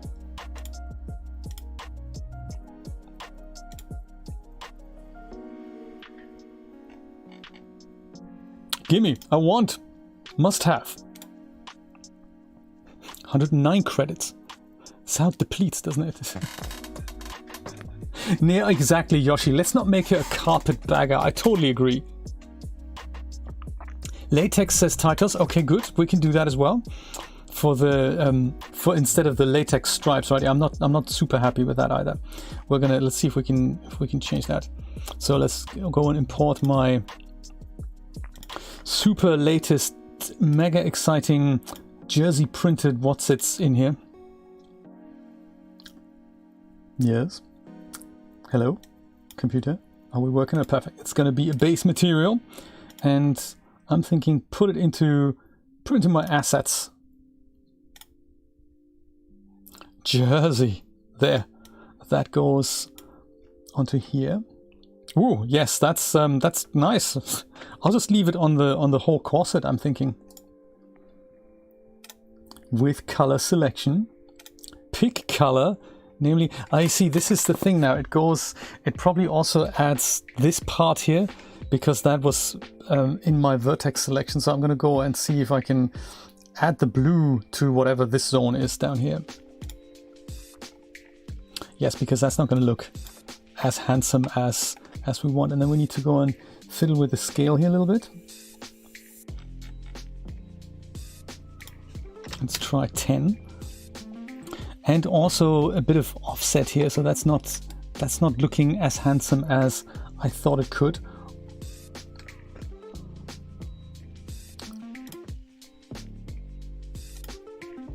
Whoops. You can't see what I'm doing down here. I'm thinking, let's figure out another pattern. So bold stripes gray. Let's see, that looks like that.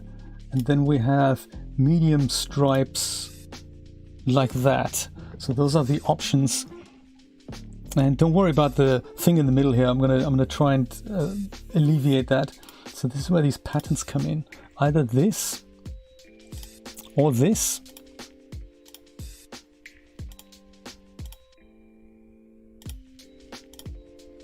Yeah, this I barely see. That might be good. We can try this. We can try this or that. Maybe that, actually. Maybe that. Maybe we'll try that. So I'm going to try and rotate the material here by kind of 90. And then make it even thinner. And that should then become that pinstripe that we were kind of dreaming of-ish. Doesn't look great in the very center here. That's probably something I'd need to change on the UV map itself, I have a feeling.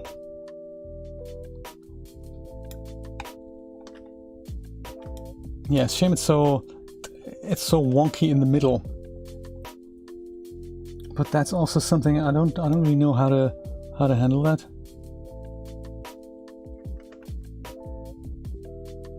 Yeah, those types of stripes, I don't think they're good for that look.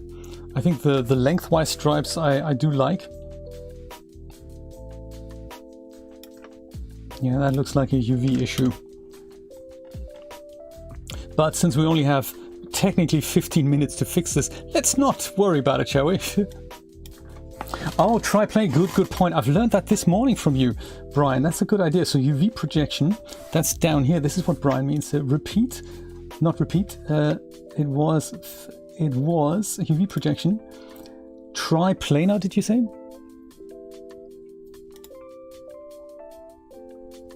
It's the Brian and his infinite knowledge of the Substance Painter. And now we have exactly the effect that I was after. Look at that, Brian. Thank you so much. No UV fixing. I see small issues here, but let's just hope that when we bake them out at 4K, we're not going to see that. I just want to fix this thing at the bottom here quickly, because I'm thinking that's probably... that shouldn't have this material on it, so I'm going to go and see if I can filter that out in a minute. Let's go and put some brown leather on these bits here then.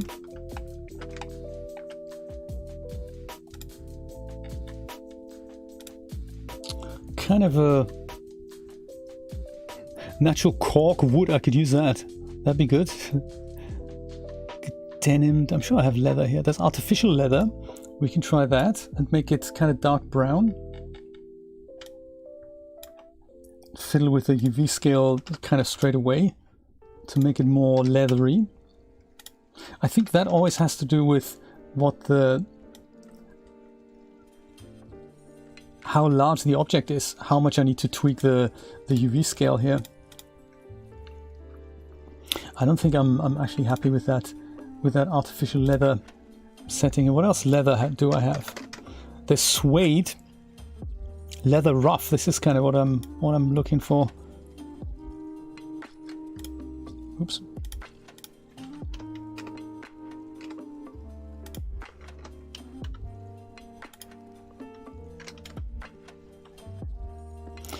But there's also leather bag. Does that look better? Leather bag is what I'm looking for. That's cool. Let's get rid of rough leather. Leather bag's awesome.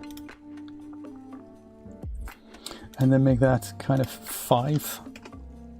Dude, I'm so used to 5 locking in a tab locking in a value. It's just not quite the case. It might be a bit too large still.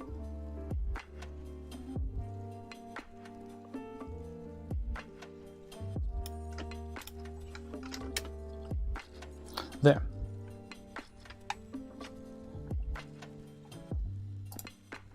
All right, mask with color selection, and that'll be this. And then we make it a bit darker.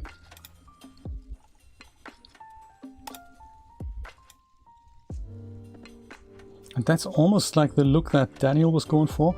I kind of like a highlight as well that we haven't quite added here yet. So yeah, this bit at the bottom here, I think I'm just going to go and add this to the color selection. Oop. Mask. And wasn't there at the bottom of this color selection, pick color, this one as well? Oh, that wasn't good, was it? Because now that overwrites that. Okay, gotcha. So what I need to do then is I need to go and add this color here. Right? Do that, but then also use the other thing and put that at the top of the stack. So that was the stripy thing here. Jersey printed stripes. I can see why people have a different layout. So I've seen people who've used Substance for a while. They have the materials at the bottom. They have the layer stack completely open on the right. And then they have all this here, which is currently constantly fighting for space. They have that on the left. I think I'd like to set up my thing like that, because this is just, I spend a lot of time in these 2 square inches of my screen and not that much time over here. I do like having the materials here because it reminds me of how I've set up DAZ Studio, but at the same time I really don't like how densely packed this is, and I do like my layers on the right, so I think that means this here needs to shift over to somewhere else. I think, you know, one of those things. Thank you so much for the tips, guys. I really appreciate that, because, you know, that's how we learn together. So is my theory correct? If I go and put the jersey stripes to the top of the stack, then, oh no, then this happens. Man, this isn't good. How am I gonna fix that? That needs to be fixed in the vertex color, in the Vertex Paint then, doesn't it? Or in the ID map. That would be ideal if I could just fix that in the ID map. Because what happens if I'm already far along the process? How do I get rid of this? If I wanted to turn this into leather as well. Sure, there's some kind of magic by which we can just paint in addition to that selection. That should work, right? Dual monitors, yes, they do help too, yes. Let's try that. I mean, if I was in Photoshop, all I would do is I would have a look at the map here, and I'd say I'll just go and paint this bit out that I want masked off, or that I don't want to have on there. Can I do that? If I just go and just go paint? Is that possible even? If I go and actually choose a paintbrush. Just any old paintbrush. Does that work? Painting on the mat? No, it doesn't actually work. Could be that I'm not painting with the right color. Possible. A paint layer to the mask layer and paint on it. My goodness. So this is not the mask. This is the mask. Add a paint layer to that. Is that right, Brian? Like this? Or just drag that onto the color selection? That is clearly not how to do it. Maybe this is something I'll leave for another day, because that sounds like a lot of work. I'll go put some more music on here. I don't know why this keeps stopping every 10 seconds. Here, there we go. On the pen, maybe I can figure it out. So on here, can I say add a paint layer like this, right? Like so? Like so, right? Yes. And then you paint on that. Ah, Brian, sometimes when things are just overwhelmingly easy, that's exciting. I like things being intuitive. I'm not such a fan of extremely hidden features. Adobe. Thank you. Look at that. Brian, I think we've got something here. Thank you so much. And look at the blue star next to your username. That is exciting, isn't it? Titus, what did you say we should try as a material? Latex is what you said. Let's try latex, because I have more straps at the back and all around here, so they need to all look handsome. And then we need to have, I'm thinking something like a dark red offset on the sides here. Let's see what latex has to offer. I ain't got no latex, y'all. Black latex, there we go. So that was this, wasn't it? Was it? Yes, good stuff. Let me just go remove that.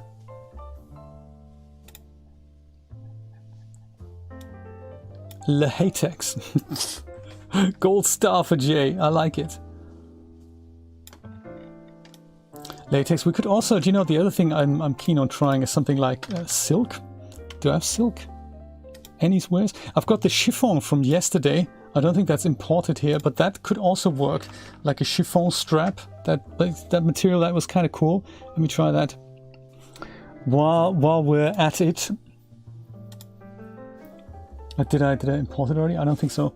There's bricks interlacing embo polyester chiffon. That was it. And those are songs. Okay. Gold metal with latex. Okay. So the concrete I don't think we'll use for this, but I don't think I've added them to my assets yesterday, so I'll just do this now. Polyester chiffon. Is this good as a strap material? It could be if we make it a little bit smaller. So get rid of that. Polyester chiffon.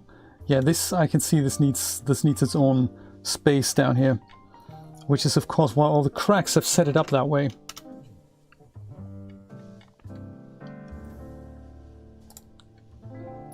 Mask with color selection, and then I can go and pick this. But while I'm at it, oh, can I actually see something? Yeah, I can't even see it. No, forget about it. No, that's not good. That's not good. Let's get rid of it. Let's try it again. Let's use the latex.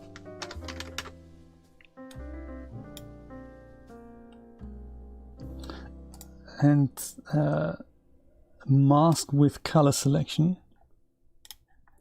Put that on there, that's this. And we have these other straps as well. So let's add also this. And also this. Because those are all the straps, aren't they? And then this is already selected. There's also these bits at the back here.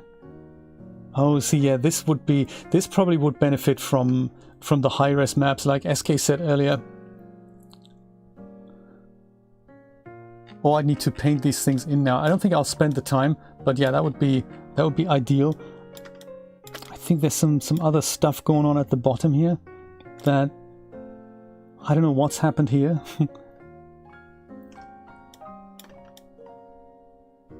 Yeah, those straps are not as clean as I had hoped they would be. It could be due to the resolution of the object when I created the paints. That could be. There's also some of my material has now gone away, so there. So they're not awesome.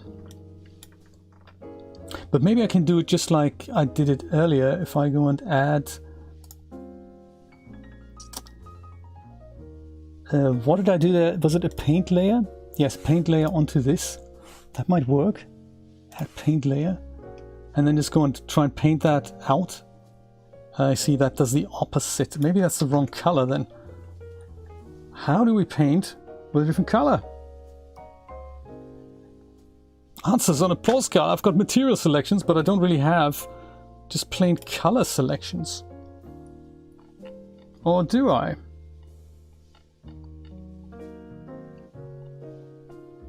SJ completely struggles to put a white paint stroke on some mask.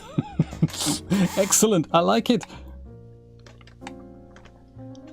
Well, we just isn't there something like just plain color? Does that exist? There's all kinds of crazy stuff, but not just plain color that you'd use for mask painting all the time. Adobe, or maybe here. Grayscale uniform. Is this it? Could it be as simple as that? Yes. No! Oh, what are you doing? Don't do that! That's terrible. Is it because... No, that's not it. Why does that work then? Why does that paint on my whole object rather than just on the mask as I had intended? That's interesting, isn't it? If I just wanted to paint on this, is it because they're not selected? That's probably why. They need to be selected first. Like with all these things, yeah, that's messy. That's super, super messy.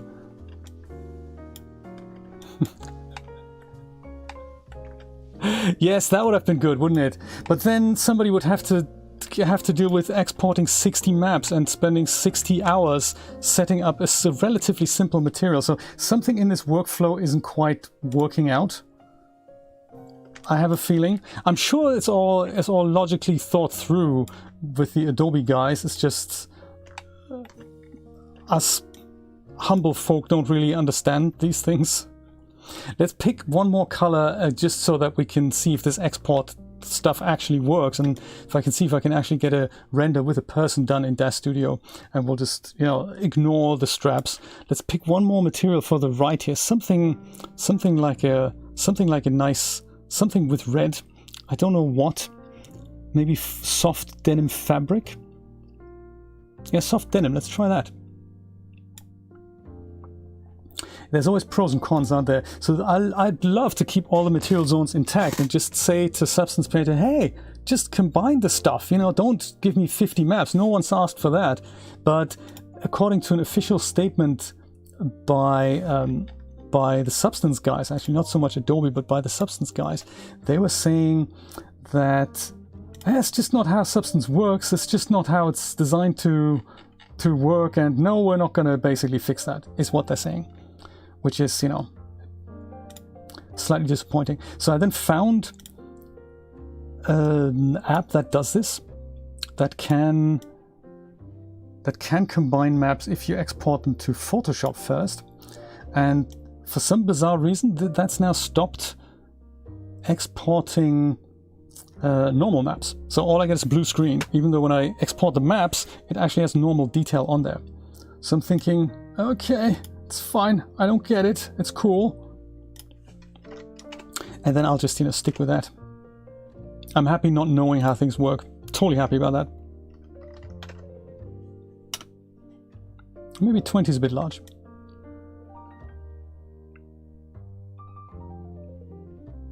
I'm also thinking maybe I'll try the projection trick here. If I set this to trilinear, is that even better? then the scale changes, but I'm okay with that.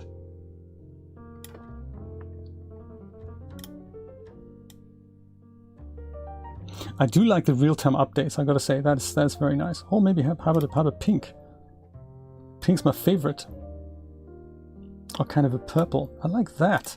That's a nice color combination, isn't it? Oh, that's got J written all over it. Ignore the straps. And the buttons. But imagine we're happy with it.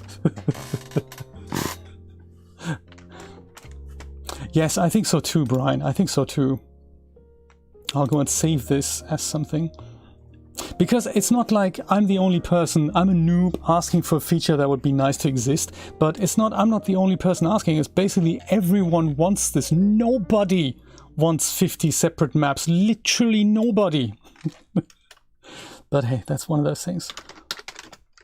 Corset mats, Corset mats V1, let's say, needs additional fixing. I'll just save the substance project before exporting those maps out.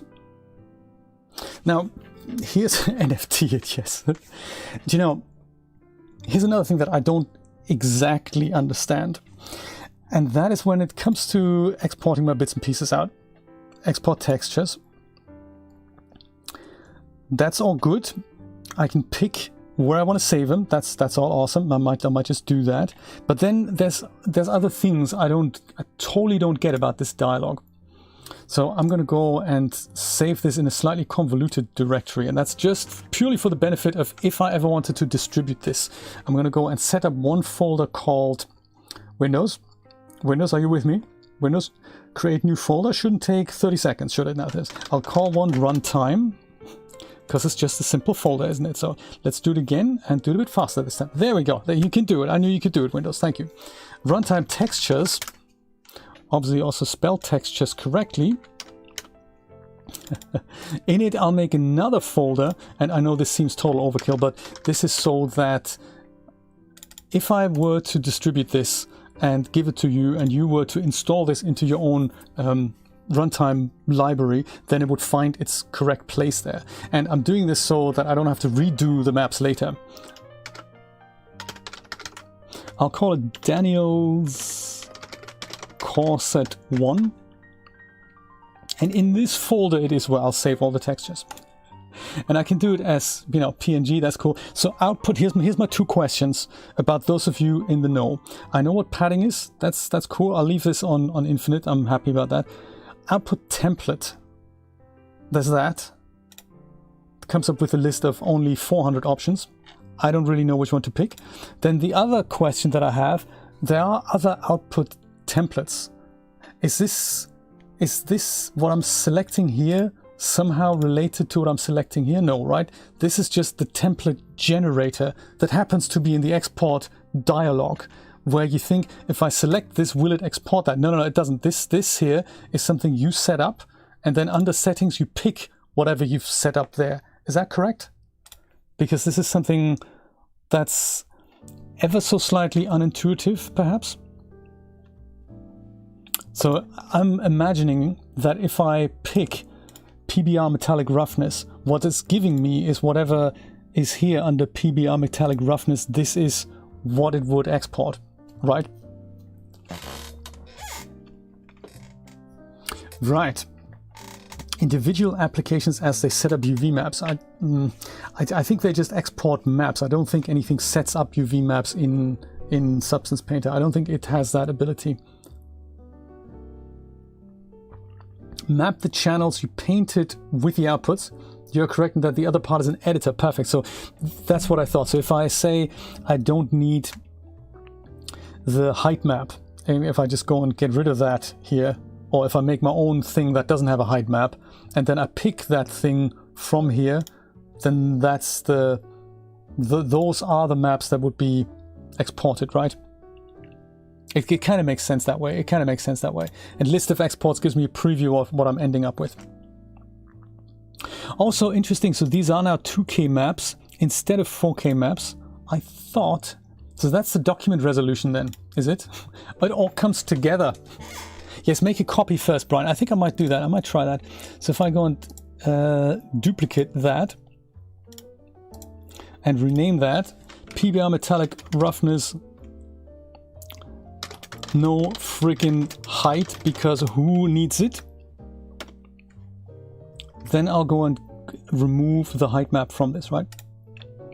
And then we have emissive, also not really what I need, so I'm going to get rid of the emissive in my thing here. And we have metallic, normal, roughness, and base. That's all I really need. Has it saved this already? And can I now, more to the point, pick it over here? No friggin' height. Awesome. List of exports. It would only do 4. Ha ha ha! Brian, thank you so much. This is how that works.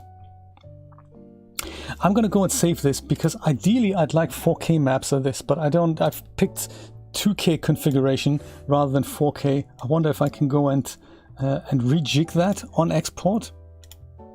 I'm thinking. I'm sure we can do that somewhere. Just not exactly in a place that would be obvious. You'd imagine configuration might be one. But that's it. Once you've selected 2K, locked in for life, brother. Locked in for life. It saves life. Good stuff. Thank you. So yeah, if I wanted to export 4K maps, even though I foolishly, being the noob that I am, now selected 2K, what do I do? Is there anything I can do?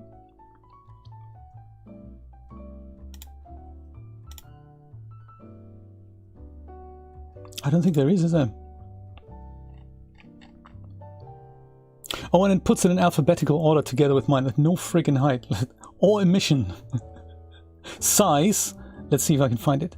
Size. Oh, size. Haha. That's obvious, isn't it? 8K maps. Thank you so much. I really appreciate this, because this is not something that I could stare at this for hours and probably overread size 400 times. So thank you so much. Let me go and... Is my output directory correct? Yes. Let's go and export this. Ooh, look, it's working hard. I like it. PNGs, I could have used JPEGs. It doesn't really matter for DAZ Studio. So that's good. I like that. I like that. Let me take a quick gander at the maps, just because I'm a curious chap. And I want to try out what happens with this Photoshop export there. Okay, so we have normal maps here. That's cool. I can see detail on them. That's exciting. Let me just try this thing that didn't quite work yesterday. I just want to see if it was a project-related issue, if it was a thing that's just like a genuine issue.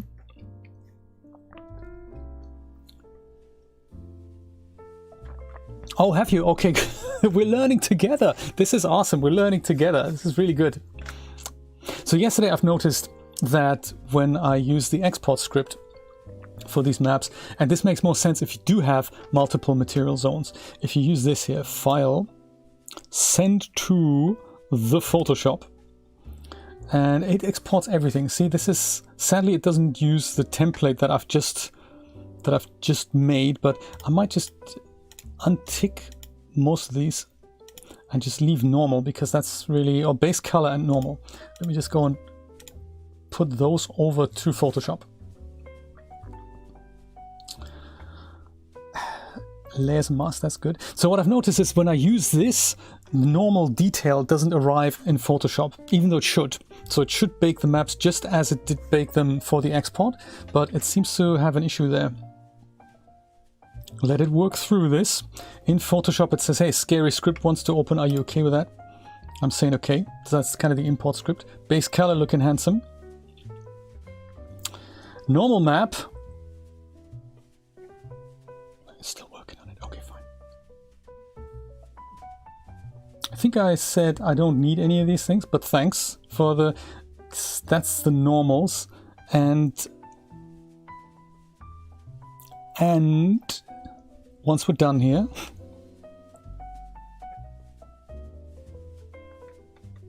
hours later, writing Photoshop format, nice. I don't really see all that much detail here.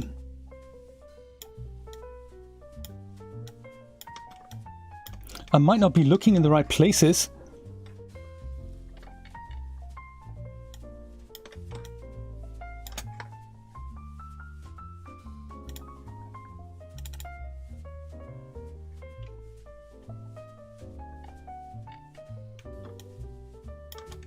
Maybe it does. I mean, this with infinite dilation, I can't actually.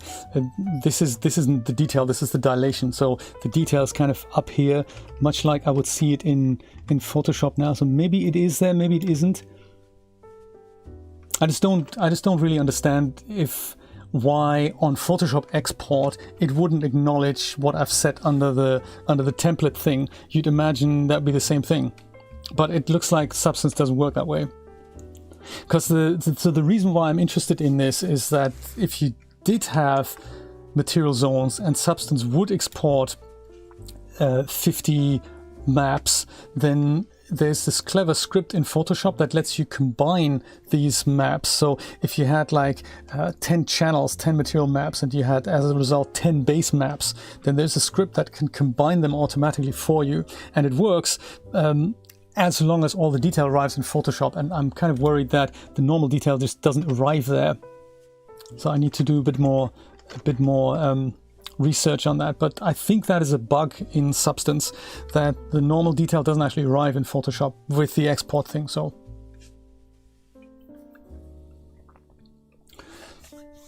yes, you could do it manually. But it's time consuming. So if you have a ton of maps for a ton of material zones, it would be much more convenient if if it could happen automatically. Let's go do this final step in this ever exciting journey. Let me go and import my Corset now, namely this one. Is it Corset V1? I think so. That was it. That's the OBJ I've exported from Blender. So that's not the FBX that I gave Substance. And since it is from Blender, I need to go and add a couple of zeros on this.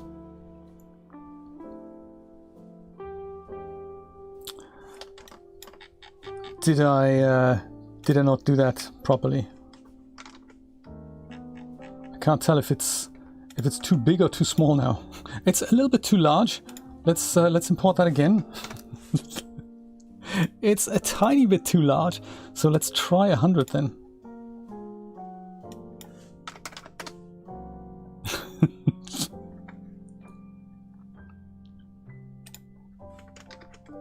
That fits. That totally fits her.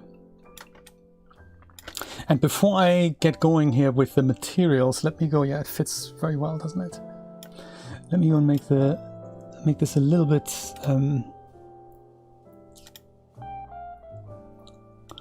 more palatable on the eye here. And run the transfer utility now. So this is going to transfer the rigging from the Genesis figure over to my Corset,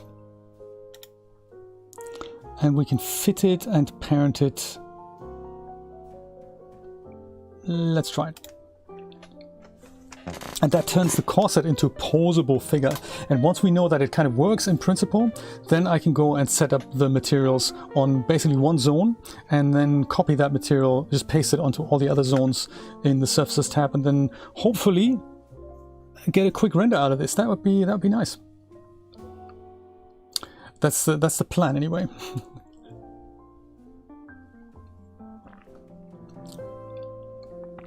And the more geometry there's involved, the longer it takes the transfer utility to do this. So I'm kind of hoping that I've used the correct version. Have I maybe not done that?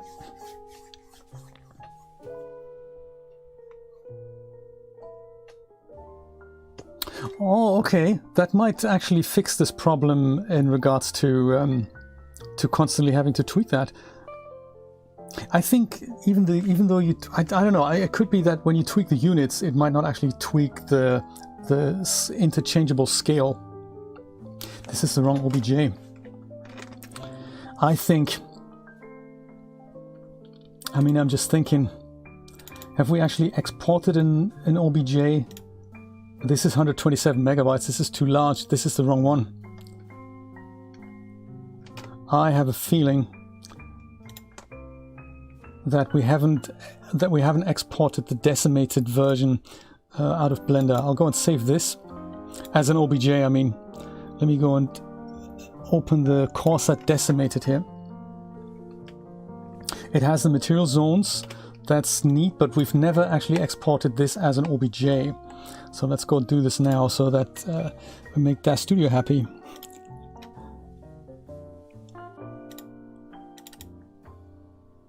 I'll just call it Corset for DAZ.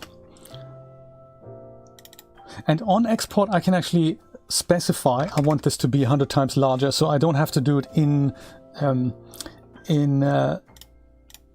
what's it called? In DAZ Studio. But I can't specify this on import in Blender, which is just weird. I don't really understand why. Yeah, so sorry about that. Transfer utility. You can go to bed again. It's fine. Yeah, we can, in fact, close the whole program. It's good. It's a bit frustrating, isn't it? Yes, the cancel button. That'd be seriously good.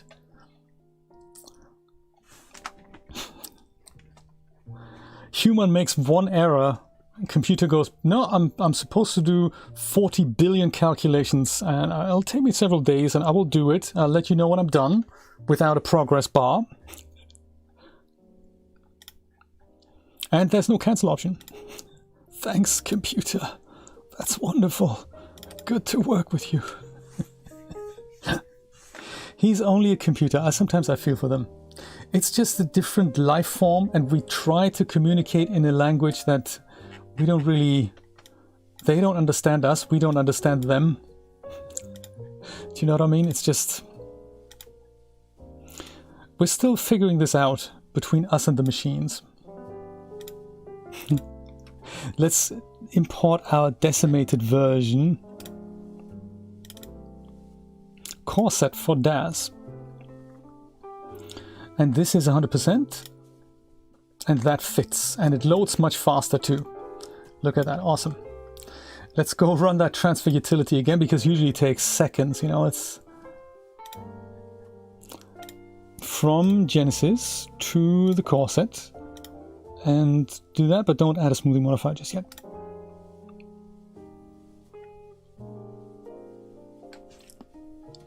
Haha! It's done. It's clever, it's a very clever idea. You got to do that, you got to do that. So, Miss Genesis, if we can go and quickly tweak you in places. There we go. It follows. Woo-hoo! All right. Woo-hoo! This is exciting. That is very good. It's not a custom character. It's just the base figure, but it works in principle. This is nice. This is neat. So with that, let's go to work on the materials.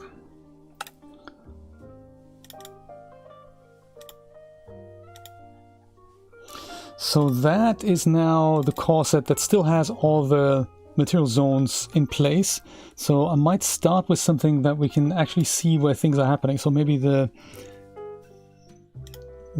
the inner fabric, maybe the outer fabric. How about that? So outer fabric, base channel.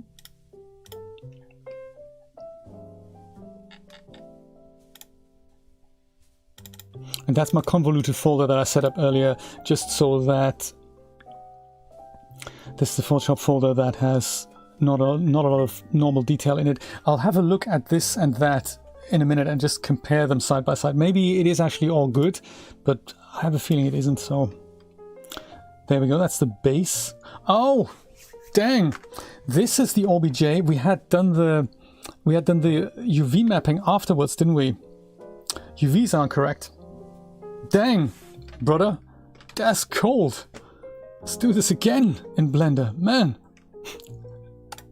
This is why it's important to practice workflow, you know. UV. Hopefully it calculates it the same way. Let's just hope there's no room for improvement here. Pack islands. Ha! Dang.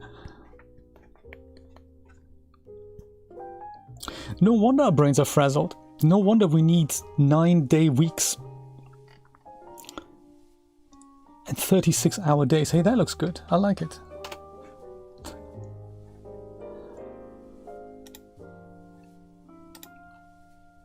export wavefront OBJ, Corset for DAZ.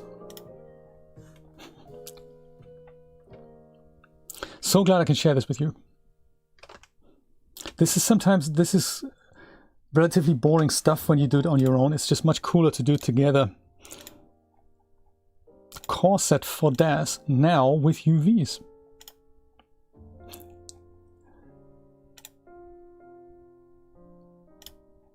Transfer utility from the Genesis to the Corset, and we leave everything at its default.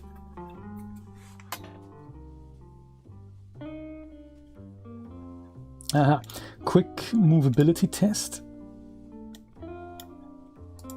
Also quickly select the actual figure.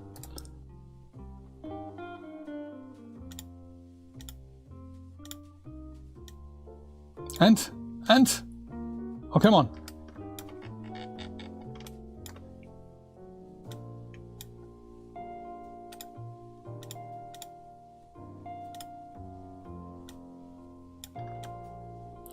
Yeah, that's interesting. Power pose no longer reacts. There we go. Reacts this way.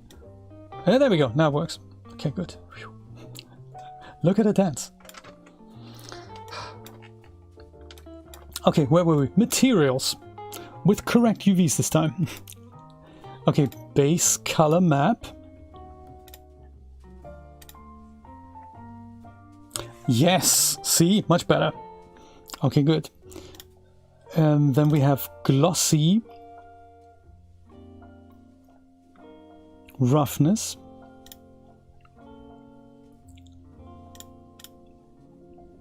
And put it to 1. Then we have bump, bit of normal C. Normal has definitely got detail on it, so that's neat. And we changed it to OpenGL, so that makes the difference here. We're going to see better preview in Iray in a minute. Then metallicity. And we're done. Now this can be copied and be pasted onto essentially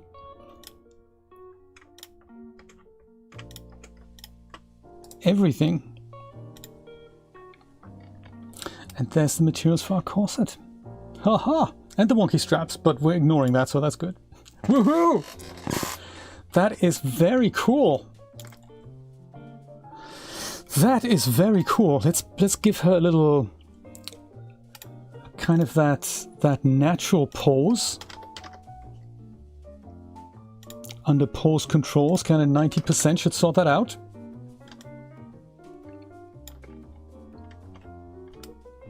See what it looks like in... Well, let's save it first. Oh, that was from yesterday. Yeah, the NFT. We need to totally talk about that as well. DAZ scenes. Let's call this Corset. Oh! No, there was roughness, wasn't there? Didn't I put it on there? I thought I did. Let me double check. I might have forgotten. I thought I did it. Under glossy reflectivity. Glossy roughness, yeah, that's the one. There is another channel, but it doesn't seem to do anything. There is that under diffuse? Yes, there's diffuse roughness, but it doesn't seem to matter if I add the same map to that channel or not. I can try, and we can see if there's a difference. Diffuse roughness, and so the DAZ Studio needs this under the glossy reflectivity channel. Diffuse roughness doesn't seem to really matter, I think. But we can always do 2 renders and see if this diffuse roughness actually makes a difference. I don't think it does. Oh yes. How's Roberta today, Brian? Is she with us? Is she enjoying 3D streams? Shame Traveler's Rest was such a washout. That would have actually been really cool to play that.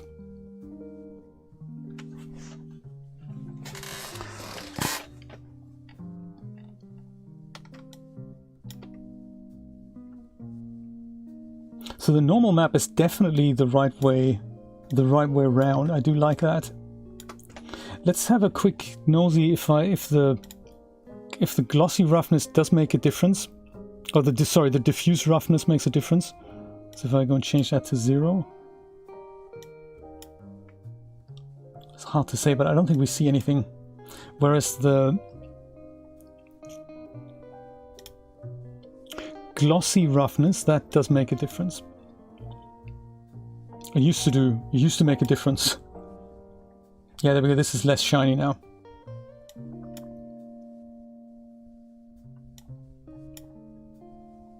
I think. Oh, did she? Okay. Do you know, I can very much understand that. I get confused with substance. Of course a cat would get confused. Hey, so not bad for 2 hours of practice. I do need to work out how to make these selections better. So that's something that I haven't really worked out yet. But I think, you know, if you do it another 100 times or so, I think that'll be, you know, I think it'll grow on you. Thank you, Brian. I appreciate that. Yes, I feel good about it as well. I think the more I do things with substance, I think the more I'll get to learn about it, and eventually, like if I try the high-res model, baking the maps from the high-res model next, that'd be a really good addition to that whole workflow. I thought there wasn't there? There's a metallicity that I baked out. Did I not change that? Oh yeah, sorry about that. I didn't enable it. Well spotted, my friend. Well spotted. I've added the map, but I didn't actually enable the metallicity. Let's go and paste that on here. Everything. Yeah, there we go. Now the aluminium insulator also has metallicity. Well spotted, dude. Well spotted. Gold star for you. Awesome. Hey, let me go render this out, maybe with a prettier HDRI, maybe with some hair, turn it into a nice funky render. I'll do that off stream. I will bid you adieu, my friends. Thank you so much for hanging. Thank you so much for all your wonderful tips. I'm going to be back on this channel next Saturday at 10 a.m. Eastern Standard Time, and I'll be back on the DAZ channel at 4 p.m. Eastern Standard Time next Saturday, where we're talking about shaders. I think next Saturday in the morning might be a game stream, might also be another doodle session with Substance Painter, because I really enjoy all the bits and pieces. I love having a look at your video for the Russian 3D scanner, Brian. I think that's being released either today or in the next few days. Brian, looking forward to that. My friends, thank you so much for dropping by. Take care. Bye-bye.